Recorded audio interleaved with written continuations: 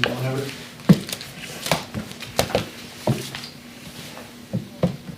More to add to the. Oh, to the secure. Good Already evening. Welcome to the October 22nd meeting of the Facilities Improvement Committee. We'll start with the Pledge of Allegiance. I pledge allegiance to the flag of the United States of America and to the republic for which it stands, one nation, under God, indivisible, with liberty and justice for all. All right, welcome back, everyone. Dan Dewitt had a family emergency, so he is not going to be with us. And he prepared most of the agenda, so I'll do my best to follow along with what he was intending. We did talk about it briefly. As we have been doing, we'll start with the update on the survey and outreach. Excuse me. So for starters, I just want to update everyone on the number of responses. We're up to, looks like 559, so we're slowly creeping ahead. I just want to let you know too that Mr. Ruthier is attending remotely. So I have Awesome. I have the remote meeting open. Okay, cool, perfect. So you're broadcasting that? Just so you know, there's no statistical meaningful number for 933. The number would be 850, but a third seemed like... You're responding to what we were talking about at the school board? Yeah. I did my best to try to recall. It seemed like 933 was the number that resonated It with seemed like a me. nice round number Yeah, people would buy into. I think that's great. And I mean, I don't want ultimately, people to hold on to that number. well, no, at the end of the day, we need a substantial number, right? Like we need, I think the more we get, the better. So I'd rather be at 933 than whatever this 850. 850. Sure. Where are we now? 559. Was it 5? I just set it up. 559. 559. Yeah, we're creeping there. To be fair, I don't think I filled it out yet, so. Yeah, all right. Neither did I, so we have two more to go. We actually got a huge bump out of the town, landed on the town Facebook page. Yeah, so I said it at the school board meeting, but I want to thank Jason Brennan because when he boosted that, I think we got a rapid influx of Having a surveys. little controversy in the comments seems to boost it up too. Yeah, I try not to dive into those. They have the comment section. Yeah, it was about 200 in like 2 days. Yeah. 200 That's people in awesome. about 3 days. Yeah, Comments of the survey? No, people When responded. they, after when they it got went posted. on WhatsApp, it went from about 330 to 550, like in a weekend. it's a good opportunity for people that feel impassioned when they see it on the ballot to be able to kind of have a say before it's on the ballot. That's the whole point of this. So I think we're trending in the right direction. I did finally get the box over to the library. They were very nice about letting us put it there, and hopefully we'll see some people fill it out. Where was the other place that I need to put it? I did everything I was supposed to do. I can't remember what the other place was, but I know I did it because I don't have anything left in my car, which is good. If you, I don't know, I know you watched the school board meeting. If you didn't see the school board meeting, I did present to them. I came back and asked for more money to do a direct mailer, and indicated that we were hoping that if we didn't reach a certain point that we would do the direct mailer. The school board felt very strongly that they would like to see us just do it. They said we want to have a substantial number of responses. We want to try to reach everyone in the town, and that is a sure shot way of. Well, not short shot, but it's as close as you're going to get to a short shot way of actually reaching every specific household. So they did go ahead and authorize the up to $1,500 for us to do that. I know you were concerned about the timing of the. 2 questions, Yeah. actually. One, is it up to 1,500 or 1,500 additional? Because I thought It was additional. They've already authorized the other money that's already in our. So it's not up to 1,500, we could do an additional 1,500 for the 1,800, which I thought it was gonna cost. It was us. anywhere between there, depending on, once again, how complex you make your design. Which we're not going to make it complex. So we're going to Two try not to colors. spend. What's that? I said it's only 2 colors. Yeah. There was all added cost for back and front, or. So that was only one of your So- 2 questions. You're allotted another one. Thank you. It'd be really nice if the school board has a thought process to tell us ahead of time, because we could have sent out these postcards months ago.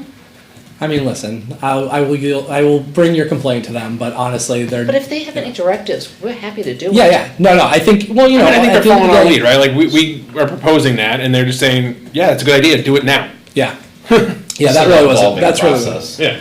yeah, that's really what it was. I don't think that they had like a hidden agenda that we No, were I don't hoping that you were think gonna do it's that.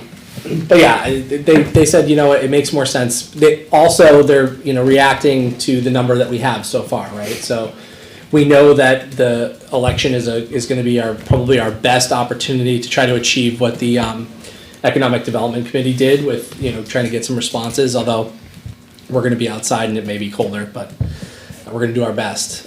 But I think the school board feels like this is another opportunity to try to really boost those, because it'd be great if we could get well in excess of 1,000 if we could, so. Does anyone else have any updates on their activities relative to the survey, or any questions about the survey, or? All the rec fields are posted. I ran into that last week, so. That's what it was the dump. Thank you, I'm glad you said that. I have a sign at the dump. Perfect. How easy it is to tell what it is, I don't know. Where is it? Right in front of Ray People's sign, no, I'm just kidding. Don't you worry, I've already used the people putting signs in front of mine, I just move them over. I didn't actually do that, I made sure I wasn't blocking anyone. Did they say no to like putting it on the door of the recycling shed? You know what, I just put it at the end, cause I didn't see anything else down there, so I didn't, and I'm not gonna lie, I'm a little afraid of the guys. Matt, I had that post once when I was a selectman. Yeah. If you want, tomorrow when I'm there. Yeah. I'll go in and see Dave and see if we can put it up by the. Okay, alright. Building. Yeah. Because I didn't realize I was the only one that was sitting down by the road. Yeah, it would definitely, yeah. I'll ask Dave. That was an oversight on my part. I went with the easier of the two options, right, and after that get yelled at. I just don't see anybody stopping their car to scan the QR code. Yeah. Yeah. That's true. So if it's up on that door as you're walking up the stairs there, you can Yeah. grab with your phone as you're walking in or out. There's definitely nobody slowing down on that road, I can tell you that from personal experience standing out there. Yeah. Matter of fact, if the town set up radar, they probably make a lot of money. Yeah. Oh yeah, just trying to pull out of there is fun. It's better now that they clear cut everything. No, but That they is come true. down the dump road, man. So, Recycling center. the one thing that I thought would be beneficial to start talking about, we don't have to solve this today, but I was thinking about, we're soliciting these responses, and we're gonna wake up on the day after election day with hopefully a large number of responses. But we're gonna be faced with, okay, now what do we do with these? Like, how are we going to be, trying to interpret these? Like, what are we gonna do with this information? And so, I don't know what people's thoughts are. I don't know if it makes sense, but I don't know if we should start talking about how we want to potentially. I mean, the nice thing about the way we're doing it, right, in the online form there, is it tabulates it all for you, right? Like, so it creates graphs and everything based on the questions you have. So there's not much to like tabulate. Yeah, I'm Right, not like- really talking specifically about tabulating. I'm talking more so about what do we hope to be able to figure out? Like, I mean, obviously, if we have, for example, if we have one option where it's like, 85% of people said that they like this option, and 20% of people said that they liked all the other three options. So we have a pretty clear directive. But like, who knows? Like, if we end up with, okay, we have three that are all like pretty close to each other, where are we ultimately gonna go? Because if you recall last time, we were talking specifically about what Ron brought up of, did we really hit the repairs only thing? And again, I see that there's the three buckets. There's we're working in the current footprint, we're working in an expanded footprint on the current footprint, or working in a totally new footprint.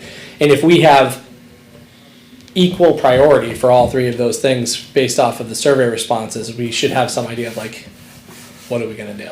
I'm hoping the survey gives us a clear at least 2, if not 3. Yeah, I think, like you said, you have to hit on all of those 3 though, because even the people who didn't vote, we have to do an expanded footprint, you have to do the footprint, and you Right. have to do one of the consolidations. right. So I think you have to realistically expect to have to do a deeper dive into those. But we're not gonna have time with another survey to get the deeper dive done that way. Well, I mean, not, My hope was we would do a second survey to follow up with it. yeah. Do a second survey?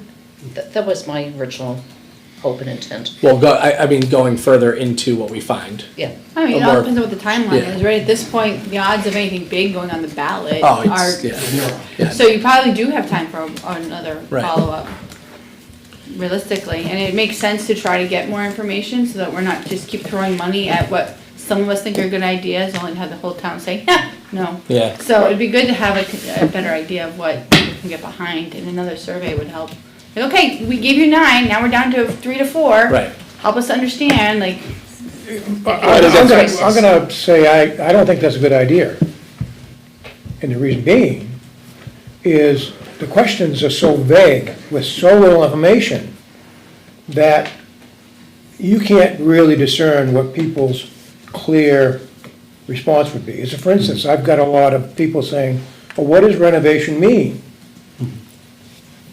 And I said, well, from my opinion, there's a question missing. They take renovation as gutting, and as I've explained. And I've had people say, why aren't we fixing it?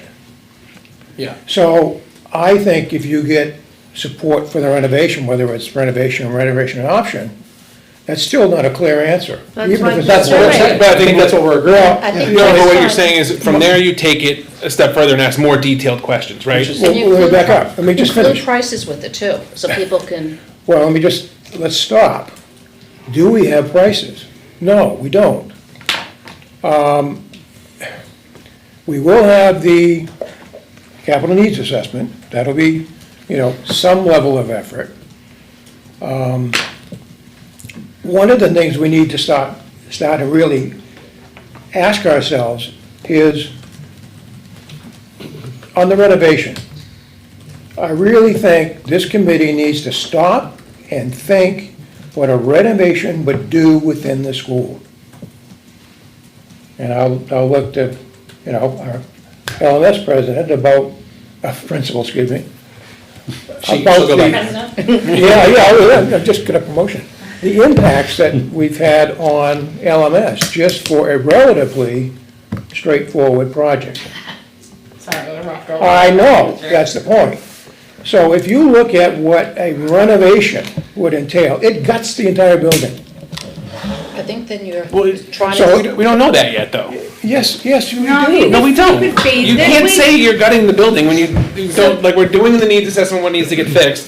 So it could be, a renovation could be fixing things, it could be moving walls, it could be could be phased, all like, sort of different things. Like, you don't know you have to gut the building. Like, gutting the building is a major statement. And I think if you're close in price, you have to consider then the disruption to the kids and seriously consider a new building that wouldn't disrupt the kids. but I also think we I need to. second that motion. Say it again. Yeah, If the it really, prices are similar between Gutton, but the for first renovation or doing piece a of new it, skill. again, is we're trying to figure out, we wanna see if with what the community actually supports, right? And I think that we're gonna have like a 30,000 foot view of what the community supports from this first survey. And so I do agree that there is going to come a point at which we're going to need to solicit more feedback from them. But that will have to come in connection with a higher level of information More provided. detailed. I think an important thing to recognize too is there are experts who do this. I worked in a company, we renovated school buildings, that's what we did. So there are ways to do it, there are people, it won't be decisions or scheduling made by people here at this table. It's gonna be people who are familiar with, okay, well, if we do this here, well, then we can do this later. This is how we can stage it, this is how we can phase it. I don't think we can rule it out without understanding how much would even need to be done, what are our options, how can we phase it, like, can we move people around within the buildings and to the school district based on current enrollments and space capacity availability? So before we rule it out, it's not, yes, sure, it may be a challenge, but it doesn't mean it's impossible. And there are people who do this professionally who can help guide us, so I don't think we should rule it out. And that's our second level of feedback, right? Like, if the high level feedback says renovation is the direction, okay, great. Now within the term renovation, like, are we doing just fixing what's there and broken?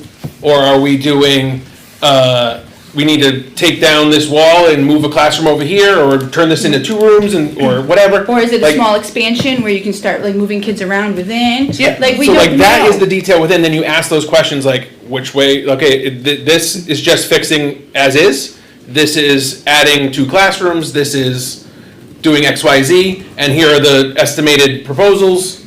Which one of these do you feel more comfortable with? Okay, so if you get to that question, you're gonna have to hire somebody to advise us.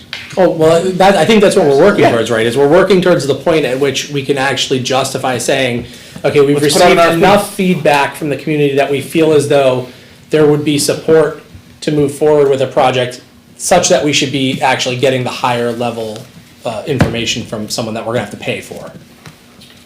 I just have to, may I speak for a moment? I know I'm not Yeah. part of the committee officially, so Well, with you're here. permission, I'm here to You're help. not just the note taker. Just the note taker.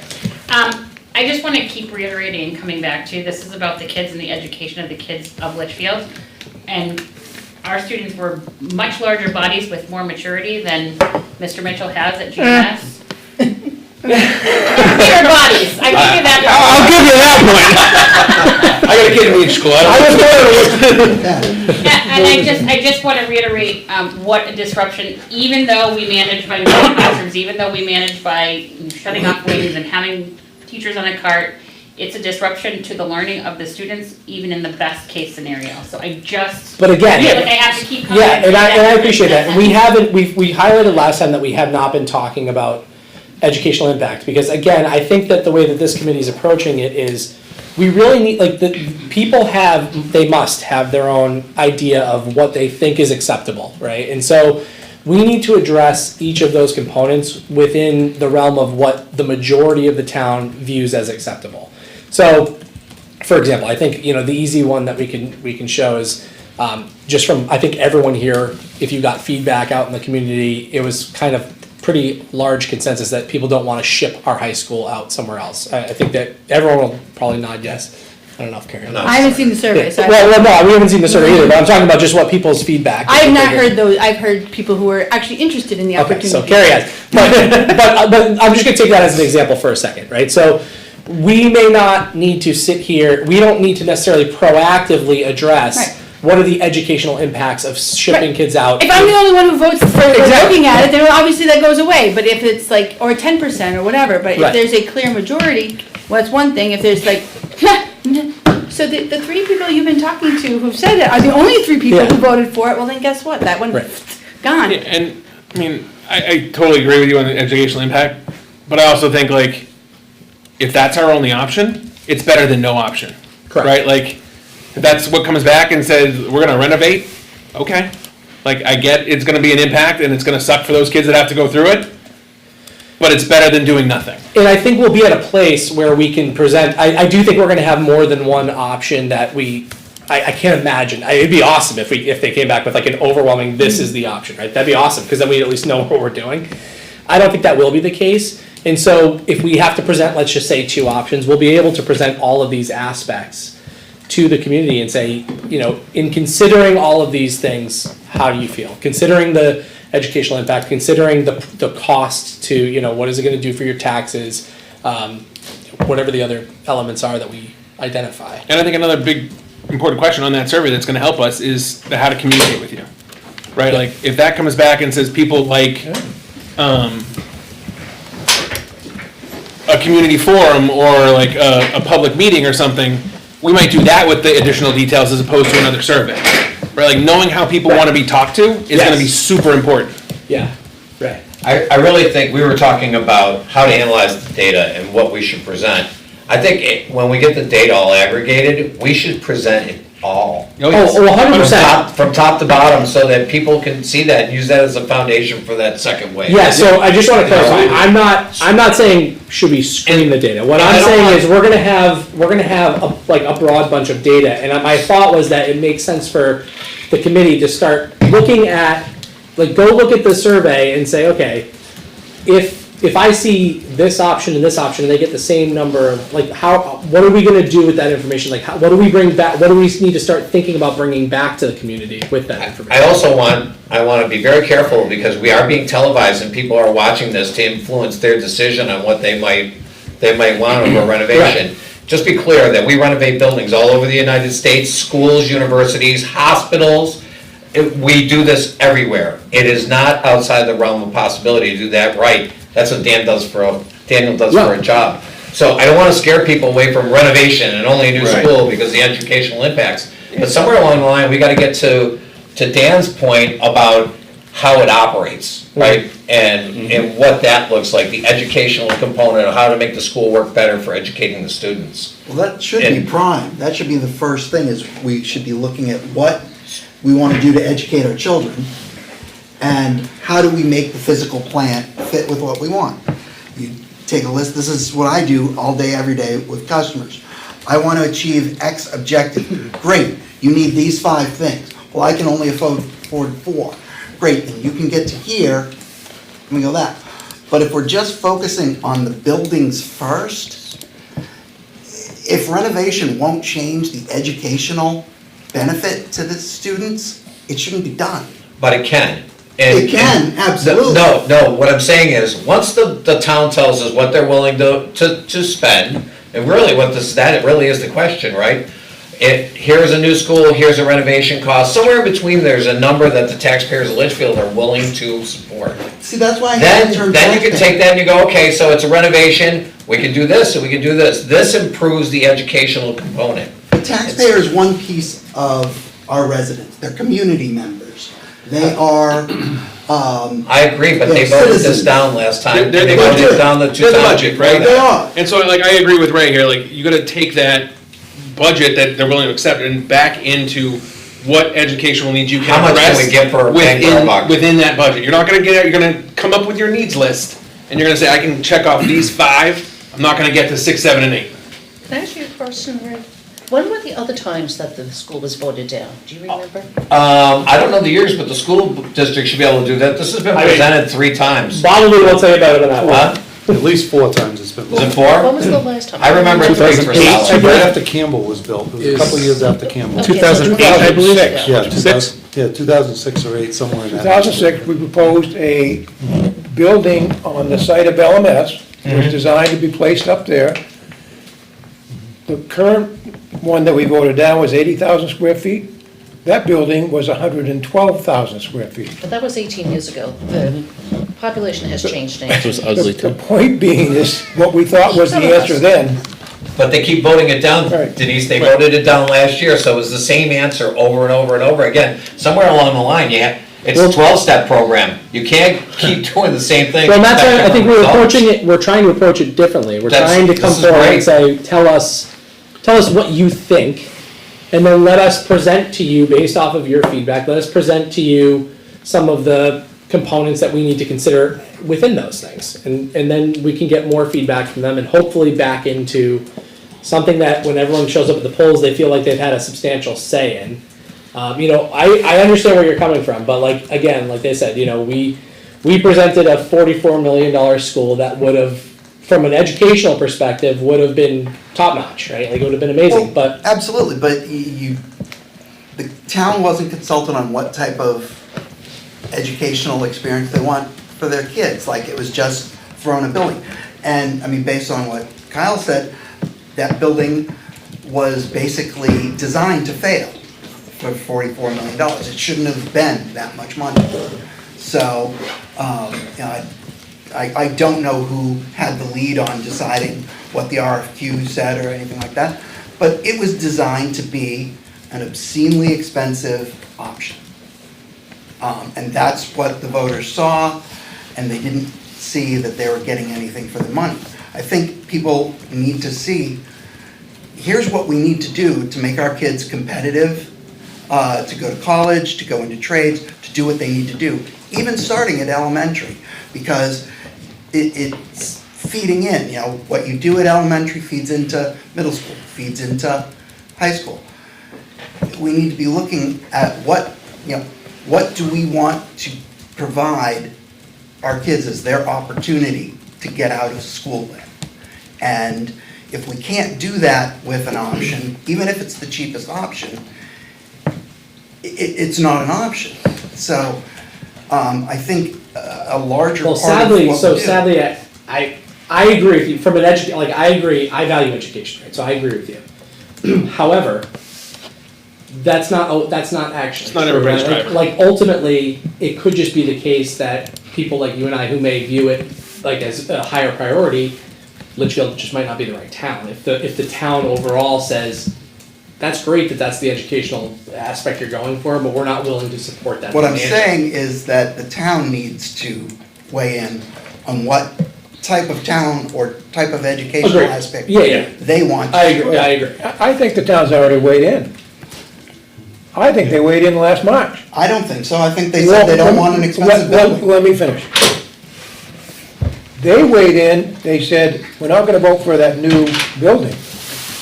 We voted in every one of the teacher educational supported warrant articles, overwhelmingly. So to me, that is a mandate, they support education, but they strongly disagree that a new school was what's needed. If you support education, you have to support having the resources. And part of the resources of the grammar school is having enough rooms and not teaching kids on the stage and in corridors. Is there any classrooms on the stage now? No. No. Well, See, there's they no pull out. classrooms on the They stage. pull out. They have been using We use it back for on stage pull-up. pull-out. Yeah. The Right, pull-outs so- are the kids who need the most help. What's Who can make the most pull-ups? difference. What's pull-ups? So it's kids that are receiving Pull-ups. services. Pull-out services. Special needs. Why is that a bad spot? Because if you have an ADH kid, they have enough Gym trouble classes paying going on behind the attention. curtain? They have all the gym equipment behind the curtain. They're bouncing off the walls already.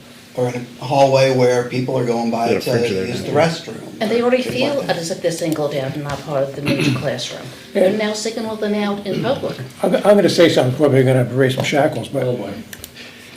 you know which is the best school out of the three in testing last year?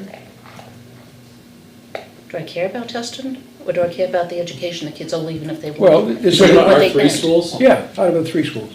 In terms of which testing, like. The state exam, last year's Probably state the grammar exam. school, because they Yes, it have, was. What's the next one? I would actually assume it's going to be the Campbell. No, it was the middle school.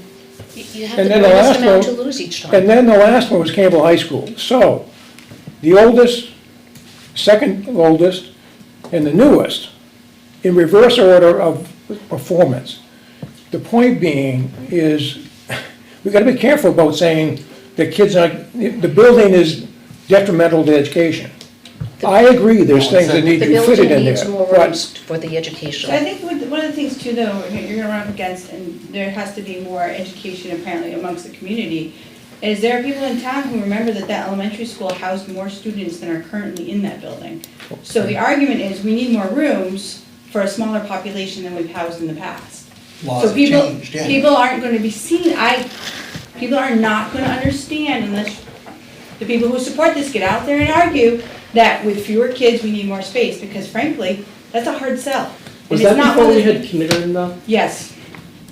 Um, Yeah, 2008. when we had that- 535. That 535, we still had half-day kindergarten, Half day, so. so we had over 500 kids, and the new building, my understanding, was designed for 500. And did we have So pre-K we're- at that time? Yeah. Yes. It was, we had the 2-pack portable, not the 4-pack. So realistically, we're selling a new building that's small, housing fewer students than housed in the past, which is gonna be a tough sell. How did we house more students? Because requirements were different. The state allowed more students per square foot. no, and that's always been the same. It hasn't changed since Ed McDonough came here and told us that he would not support that. That's the same. A good chunk, so Some of that of it's also 585, town. so of that 585, about 100 of them were probably part-take kindergarten, so there's really only half at a time.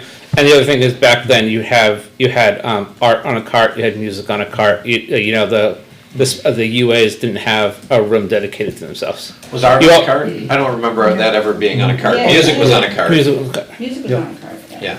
Yeah. The other side of that is, Yeah, it was. is Heidi taught art on a cart. Yes, she did, yeah. we have Not consistently, but every year. classroom policies for maximum per student that is Yep. quite a bit less than would have been seen in there. When my wife was teaching here at LMS, she had 33 kids in a class for a number of years. A How'd challenge she with like that? 33 of those kids in a class today. The kids are very different. As a teacher who's been a teacher for 27 years, the teachers I had 27 years ago versus the kids I'm looking at today, are night and day difference. This is Night and day. probably, And you don't have the paras anymore. you know what? You don't have the paraprofessionals helping anymore. You can't hire enough of them. Well, see, that's the difficulty. We're talking about a whole bunch of things that have nothing to do with the building. Well, I mean, you brought up the point that. Putting that many kids in you the can put class more does kids have in the things to do with the building. What's that? You brought up the point that you can put more kids in the classroom, that your wife taught more kids in the classroom. Denise's point is that you couldn't even do that because we wouldn't have enough paras to support that, or unless you were gonna hire 2 teachers per, per classroom. And one of the things on paras, I agree fully that the paras are absolute necessity in the classroom. I really think that's where we're falling down. Now, the question becomes, why can't we hire them? We don't pay enough? What's the answer to that? Why aren't we responding to that? No one can. Can't hire for any jobs right now worth a darn. Well, and that's not true. Money will bring people in. If that's what it is that the answer? I asked a couple of years ago, why couldn't we just increase the salary until we got people to do it? The response I got from the superintendent at the time is because of the contract that they have, we're not allowed to raise the Well, salary. but just to be clear though, so we did, I don't wanna get too off topic here, but we did That's not do, true. we did do a Yeah. bump last year, Big and one. then, and then He was lying. renegotiated their That's awesome. contract for this year. So, but ultimately, I think what you're gonna find is that what we're trying to battle with is this a job that people are no longer wanting to do, right? Is it a job that, meaning that at the point that you'd have to pay them, would you have to pay them the same as a teacher such that you might as well just hire 2 teachers if people don't want that, like if there's not enough people that want that job, right? We've seen that happen with other industries, like you, so you just don't know. I agree We're trying to with figure that. that out. So I believe you need to actually investigate that answer. Well, we've, We really do. That's, yeah. to my way of thinking, go back to it, I fully support 100%. Education is the prime focus here. And our test scores are not good. Everybody knows that. I am appreciative of the new superintendent. I like what the new curriculum director is saying. I'm encouraged. I'm really happy to have this team in place to try to do that. And so therefore, what is it going to take beyond, structural side of it? Sure. But that's not our job. I don't see that as being our charge. That's the school board's charge. And they're bivouac. It's like the selectmen run the town, the school board runs the schools. We're just trying to facilitate, getting the buildings back up to square one for the town of Litchfield. I mean, because we have work to do at all the other schools. And this committee, when we ultimately answer the elementary school solution, there's other work to be done. So I Not mine. also want to make sure that just because, let's say the decision is we do a repairs only on GMS immediately, that doesn't mean that we don't plan out how to address the other stuff immediately following, right? With a 5, 10, 20-year plan and how to do that. So that I don't think it's the right move, that's just my personal opinion, but that is also an option.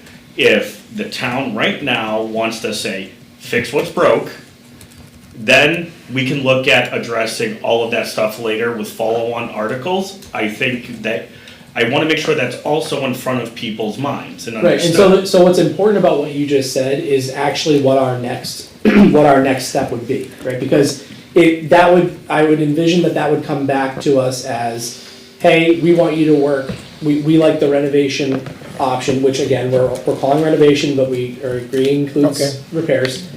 And we would then have to present and say, okay, so if we're gonna do this, here's the challenges that we face, right? We have these space issues, we have these programming issues, we have these things. If we were to do a renovation that involves moving walls, it would achieve these things, it wouldn't achieve those things, and it would cost this. If we were to only we get repair, back to what Joe was talking about is, if we try to do that for every option right now, we're gonna be in paralysis. We need to narrow the scope. Right. And then, okay, what are we trying to do with this renovation? Just fix stuff that's broken? Okay, as long as you know that that won't change any of the educational aspects of the building. Yep. well, that's all the stuff that we're gonna have to present once we have some more direction. Absolutely. I just wanted to Now get we just don't people's have- thinking, and I guess I kind of did it in a weird way, because I was thinking more about like, I haven't even thought about looking at the survey to think if, I don't know what the answers are gonna be, but like, how are we gonna analyze those? But I guess it's more importantly, thinking about what the next steps are, like where are we gonna be going from here? And there's gonna be a lot of work to do within that, so it sounds like everyone's kind of on the same, Can I make a yeah? suggestion, Sure. proposal, thought? Once the data comes back and once we have a chance to look at where the data is, there's hopefully going to be a clear focus of 2 to 3 groups, much like we did when we broke out into the different committees to talk about, because I think, although it's great to have all these discussions around this big table, if we're looking to make any action or change in a timely fashion, I think we have to get to some really quick and detailed conversations in small group settings that then report back out to the larger group. Would, Not until there's consensus, not until. she said once we get the, Once you get a consensus of where you're going Right. and specific Right, actions. the two to three, we don't know, right? Yeah. There's the off chance that we could have one option that's like, wow, like I said, 80%. I don't think that that'll be the case. I think that the way that the survey is worded, I think there's a lot of open-ended stuff that people could suggest that they would support this and this and this. So we'll see. Unfortunately, I see us being in the same spot as we were even at the last meeting. Until we get this data back, Right. we're really kind of In a whole. sitting Yeah. on I don't want this to seem like wasted time. I just been trying to get people to start thinking ahead to like, okay, we're going to be receiving this information back. What else do we have to tackle? And one thing that I kind of am hearing in this meeting, and I want to know if people think that this might be worthwhile to put on the agenda for the next meeting, is to revisit or further discuss some of the educational deficiencies again, because it sounds like a lot of people in here are concerned that we haven't been focusing on those. And, it may be a good idea to have those at top of mind, or continue to focus on those, so that way when the things come back, we can kind of say, okay, we know that these are the educational deficiencies, we're gonna now brainstorm within these prescribed options that people wanna see, how we might tackle those, yeah. Is the insight report looking at any of that, or is it just That's not gonna be, Bricks and have mortar. anything to do, That's bricks and mortar. that's not have anything to do with that. Physical plants. But I think that, I'm pretty sure everybody around the table understands the logistics issue, right? If you're in the south end of that building and you have to go for services for PT, it's on the north end of the building, so you have long transit time.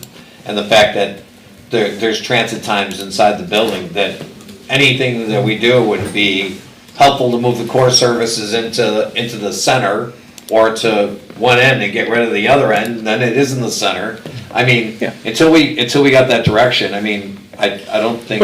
But do you think it might make sense, and I'm just throwing things out there, and tell me if it's a stupid idea, but do you think it might make sense for us to, as a group, I mean, there's a whiteboard right there, right? Like, if we spend some time saying, here's the educational impacts that the educators are telling us that they're experiencing, we could start maybe bucketing them and start prioritizing them with them to have them say, if we were able to, these would be the things that are the tier A priorities versus tier B priorities, maybe that would be helpful. I think that would speed the process up as we move into whatever the next phase is, after we get the data. Have we set a date to close the data out, that we're just gonna, this is it? the election? The survey says November 8th, November which is the 8th? Friday after the election. So is that gonna include the mailer that's gonna go out between now and then? I mean, that's less than 2 weeks to get that all processed. We're waiting for the mailer till after the election. The No. school board decided. Decided not School to. board That's decided. dumb. They get lost in the mail.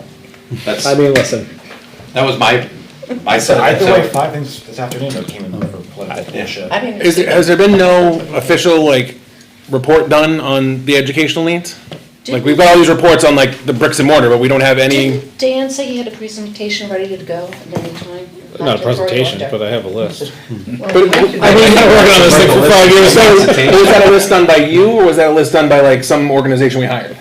It was part of the, what was the original report that Kyle did, the feasibility study. Okay. yeah, so They they did, ran through a list the first time we met. Yeah. right. Yeah. But there's a section in that 300, the full feasibility study that addresses things like functional So, obsolescence. yeah, so I was not a part of the committee at that point in time, but when they came in, Dan, they worked with you guys to, they obviously walked through to identify, and they being Kyle Barker and that very broad team, to evaluate what they were seeing from an educational perspective, and they interviewed your staff, right? That wasn't about the necessarily needs, that was more about that was planning portion. Okay. I think it was most of that's been related towards the building itself and what's broken, what needs to be fixed. But, I mean, Dan should be able to give us a pretty clear picture of what needs to be addressed from an educational standpoint. We had talked about kids being in the hall for pullouts, or on the stage for pullouts, or for occupational therapy, or for PT, having to transit the building from one end to the other. So, I mean, that shouldn't be too hard. I don't know what other educational dysfunction is related directly to the building, because those are things I see. That long hall, you can't make that shorter, it's strictly related to the building. But, It's, I will say, and I would ask for guidance from the board if you want me to come up with that presentation, which is just, there are blurry lines as well. So for instance, I'll just say, in a first grade classroom, the heat is controlled by the teacher manually valving the thing. Is that an educational impact? Because it does have an impact on that classroom to manually control. But or are we just talking about delivery of services? Well, no, So, I think I'm not asking for an answer right now, but if you'd like me to tackle that problem, I would like some guidance and I see that as parameters. two different issues. One is building controls, and the other is related to delivery of service. But what I'm saying is that there are aspects and realities like that Right. do have an educational impact. I guess I'm looking for a definition of educational impact so that I don't Well, I think that's where it becomes something where I think it makes sense to sort of classify them and tier them, right? Like, to me, like something that has like a, direct impact, like not having a place to pull out someone that needs, IEP services versus the heat being too hot and like, it's distracting for the kids. Like, maybe one of them is a tier 3 and one of them is a tier 1, and we know that tier 3 thing, like what Ron is saying, if you're just repairing the building, you're doing HVAC, like that might be solved, inadvertently through that. And if you have that direction, you see what's solved already, then you can focus on what's Exactly. not. I think it'll create a web that we can then. Has anyone worked with a Lean Six Sigma expert and an industrial engineer expert? I don't know what you're saying. Was that English? Six Sigma. So in manufacturing world, right, there is something called lean manufacturing and Six Sigma, which is all based upon statistics. A part of Can you say that again for the notes, because I'm trying to type what you're saying, and I've listened now twice and missed it both times. Lean Six Sigma. Lean, six, She's in middle school signaling something else. Yep. sure does. And Industrial engineer. So to look at things that can blur those lines and address the educational aspects of a physical layout of a building, I would look at it as operational efficiency of that building. There are ways that are done in the manufacturing world. You can do a spaghetti diagram, you can take all of your 1,000 paper cuts, and you can do what they call an affinitization process that will take them, and basically I do it with sticky notes on a whiteboard, and you group them into major categories. And with that, you can group into, is this educational, is this physical, is this, and you can create several groups. But it literally starts with everyone writes a problem on a sticky note and they just keep adding to the wall. And then you go through this process of identifying and how to group all of those problems. So then that way they can be addressed and bucketized and figured out, and then you can rank them high, so high effort, high impact, low effort, low impact, and then you can split them that way. So when I go to do an event to look at manufacturing efficiency, that's what we start with. And by that, the high impact, low effort is the first things to go tackle, right? That's your low hanging fruit, that's gonna get you your biggest bang for the shortest dollar, and you go from there. And Six Sigma presents a methodology and a culture of continuous process improvement. Correct. Right? Yep. We're always looking at it, we're always cycling the thing through to see if we can make it any better. Yep, And with that comes something called the 8 waste, and if you really want to go down this whole paradigm of manufacturing efficiency, one of those is a waste of transportation and movement, so that's when you do your spaghetti diagram of, if I'm here and for a product, right, if I'm gonna go build this, and if the screen is built in the gym and the processor is built over there and they gotta marry up and you're walking back and forth, you can actually calculate how much of a cost sink that is to the product. So, and then you can look at centralizing doing all of that. So with what you're saying, like, that's actually really interesting, and it's kind of tying into what I'm envisioning, what I think we need to do, which is, again, to really start to, for me, I have to visualize it. Like, I can't, we can talk about it all day long, but visualizing what some of the educational needs or deficiencies are, I think doing the bucket thing would be really cool. Because then, again, I think that's gonna be really important for us when we have to go present any of these options to the community to say, here's what we want you to take stock of. Now give us your feedback in light of these things, married with costs, married with challenges of, executing these couple of options. Does anyone think that would work? I don't disagree with the suggestion of process, but if you're gonna get anywhere, you need to have some definitive help. Yeah. Engineering help. So, to go back to your question that you asked, what I actually perceive is something that we need to be looking at in the immediate is if we don't have something to recommend to act on this coming March for engineering support, we will wait another year. I agree with you. I think that if there's one thing that it would be really good if we could figure out for March, is that piece of it. Like, that's all we can figure out. It's actually very simple. It's what I sent you in an email back in July. You hire a consultant on a GEC, which is General Engineering Contract, and you just assign them work as you define needs along the way. But it has to be an engineering firm that has the resources that you expect to need over the course of your evaluation.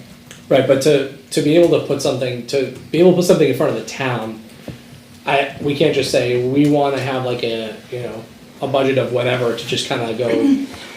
Why not? I think Because some people might have a problem with that, budget season, like, so you want a blank check? Huh, no.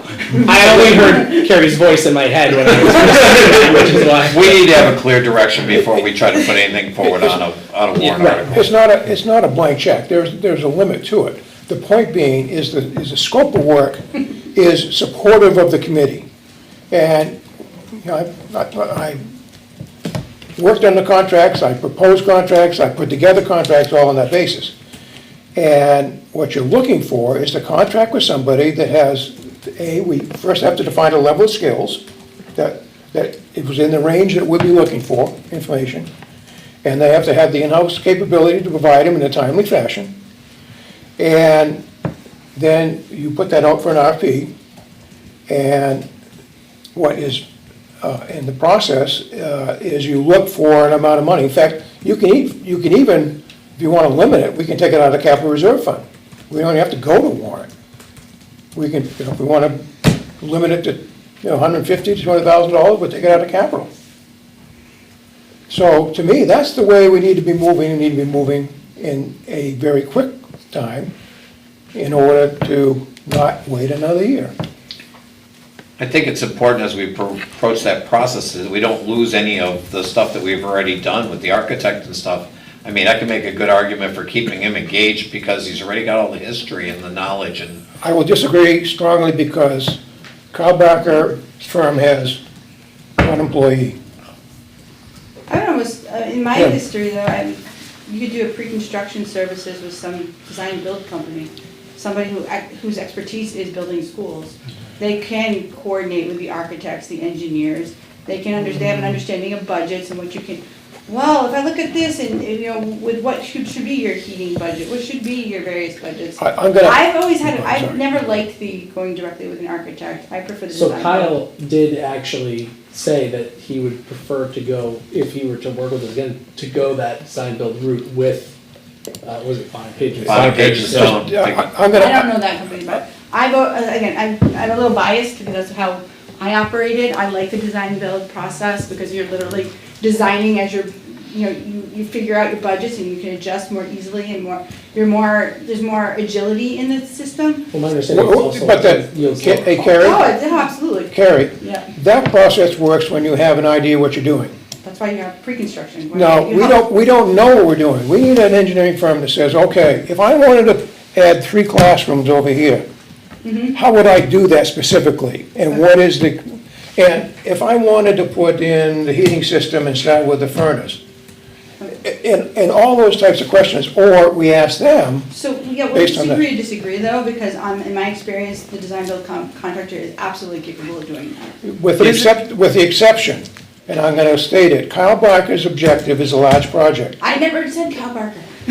Well, But others isn't what you're have. proposing what we just suggested earlier? Like, No. once we have our our narrowed down direction, we need to start digging into the details, and that could involve putting things out to RFP and saying, okay, what's it gonna cost us to do the renovations? That's, What's it gonna cost us to do the repairs? So that we can put those things on then warrant articles so about what it I is. think that's where my head's at, is once we figure out a direction, then we can do exactly that, Ron, sorry, clearing my throat at the same time as saying your name.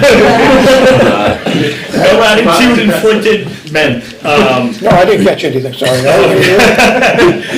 But my thought process is, once we have a more narrowed way of how we want to, of what we think should be done, then we can hire an engineer or a firm or an expert to start affinitizing or describing what are the 1,000 paper cuts that this narrowed solution needs to go solve. But I do want to just give a little credence to what Ray just said, though, because there is a large scale of this that has already been done. So we do have to be cognizant of not recreating the wheel over and over and over again. We're trying to find that balance. And what's been done, and is gonna be actually augmented, it'll be augmented in 3 ways. What Kyle did is a same level of order of magnitude of what, I'm gonna say, a little On-site. less than, what on-site. And I think, what Turner did is actually a little more detail than what we'll get out of on-site. So we will have 3 levels of input with the committee as to the potential of what could be done. For brick and mortar. For brick and, well, yes, but not, and the educational, we need to Okay. understand as well. Yep. I fully agree with that. But what we don't have is being able to break down the pieces into what can we do, what should be tackled first. To your point, what's the priorities, i.e. the classroom, who brought up the classroom, these classrooms don't have heat. That's a big detriment. Okay, is that number 1 on our hit parade? Actually, that should be just For number 1 on the school's maintenance plan. Like, if they have a heating issue like that, they should be tackling it It's a now, much before bigger it gets cold. issue. But- Yeah. but Well, they- Based on the H.L. Turner, there's no controls. There is no controls. Can I just mention one thing? We also have to find someone who's willing to work with us. Oh, I don't know Mr. Balka, but he at least wants to work with us. Yeah, It yeah, didn't sound like well. we have an overwhelming response last time we Ron, met. I do have one question for you, because didn't want to dive into this, but you just proposed an architect for that, right? But then engineering you, firm. in the same breath, said, but Kyle's incentivized to do a large project. Why would another architect, I disagree with that, by the way, but why would another architect be incentivized differently than Kyle? Because Kyle, if you looked at everything he presented, in fact, when we went out and did the walkthrough, I said over and over, we need to look at this and be able to do it, what can we do in stages? How do we tackle this? And in the meeting, which we discussed this, Kyle was there and we'll undertake that effort and we'll do it for $5,000. And I said, are you going to look at the details in this and break it down and actually look and inspect things? Oh, yes. And you're going to have people out here? Yes. Well, that didn't happen. We had another walkthrough. He came through with exactly the same plan that he had before. Renovation, there is no, how do you do it in pieces? And that's what I've said all along, is how do we tackle this so that we hit major items that you've identified, so that the controls are there. He looks at everything from the point of view of, you have to look at the whole thing, renovation. When you talk about renovation, he brought up the point, and this is why I said we need to look at it then, so it doesn't kick in the requirements to bring everything up to code. Everything he's presented to us does make us make everything up to code. When you do that, you got the building. That's my point. He has not represented the other side of the equation, is how do you fix things? And he's not been willing to do it. But when you fix things, you have to, if you pull out a ceiling tile, which they did at LMS, Yep. there's a hole in the ceiling, which was not part of the scope, not part of what the expectation was. The second that they see that, a contractor, in order for that to pass inspection, has to come up to code. Which- But there's other yeah, things but that that's, you cannot do. which hole are you talking about? The 4-inch around the, The fire stop code between rooms and between the hallway. okay, all right. Which should have been investigated and seen before we issued the contract, by the way. But I think Mr. Lennis's point is that they were supposed to do a deep dive into the roof, the envelope, and make sure that, to know exactly what needed to be Right. done. And they didn't, they went and kicked the tires. Right. But I would first like to make sure we don't use LMS as a poster child for any well-run renovation, right from the beginning to the end. Except the great principal that kept the There's kids. not, there's no reflection of anybody here at the table per se. But, Ron, to your end, Yeah. there may not be a way to do it in pieces. I mean, they're truly to get to the end objective in the most cost-effective manner for the town of Litchfield citizens. It might be a hybrid of all of the above types of solutions, but I'm doubtful that there's any we're gonna fix this piece and just fix that piece and not address any of this. No, I think we're gonna end up bringing the building up to code, and to be honest with you, No, from you a won't. safety perspective, life safety, why wouldn't we? Well, I'll go back to what we discussed last week. The H.L. Turner report did do that. It brought the building up to code, including installation of fire. All that scope, I don't have the figures with me tonight, was currently at $3.5 million. So, right, but I don't wanna get dragged too far down the rabbit hole, I only understand. because, again, if again, like, Ron, you're very strongly advocating repairing the building, which I understand. But again, we just need to find out what people want. Like, Right, if that's the directive, then by all means, we need to And figure out the I exact. don't wanna say that I'm gonna be defending Kyle Barker's group, whatever his name is, because I don't know him personally and I wasn't involved, but I think we have to be very careful.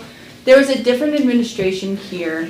We don't know what directives he was given Right. to start. That's- So a lot of times, it's even when you talk to a lawyer, they'll give you the, no offense, they'll give you the answer that helps support your position, right? So if a previous superintendent was gung-ho for, say, I don't know, net zero energy and say all the bells and whistles, we shouldn't be surprised when that's what we got designed. So that's what he got. He gave us what he was technically asked to give us. Well- The problem is we have changed this. We have new people, new players. We're changing what we're asked. So we have to, and then, and I appreciate your expertise, but to think that we're going to do a full evaluation for $5,000, I think is unreasonable when we consider the H.L. Turner report was like 20 grand. So it's just, I think that the expectation may have been a mismatch. And then I think that the expectation from Barca relative to the town was a mismatch. I don't know that it's necessarily his fault, or that I'd go with him again, but I don't think it's fair to put it all on his shoulders. With the exception, the $5,000 was his number. It's what he said he would do it for. Well, he did it for zero, right? And then he did it for zero, which is a whole nother can of worms. But I felt when he was here, he said. he would- I think we're misstepping here. We're trying to solution the problem at the moment, right? We don't have a solution yet, right? And I agree with you. I think that analysis needs to happen once we have that direction. If right, we're getting into the weeds on a solution here, and we need to step back and say, okay, let's just get to the solution. What direction are we going? And then, yeah, I'm in total agreement. I think someone needs to dive in and take the thing apart and go, okay, we got to fix this, this, and this, and it costs this much. And that's how we get details to the voter about the options they have. And real numbers, not raw cost. We get quoted numbers. Right. Well, And I the think we have enough difficulty with skill that- around this table to do that.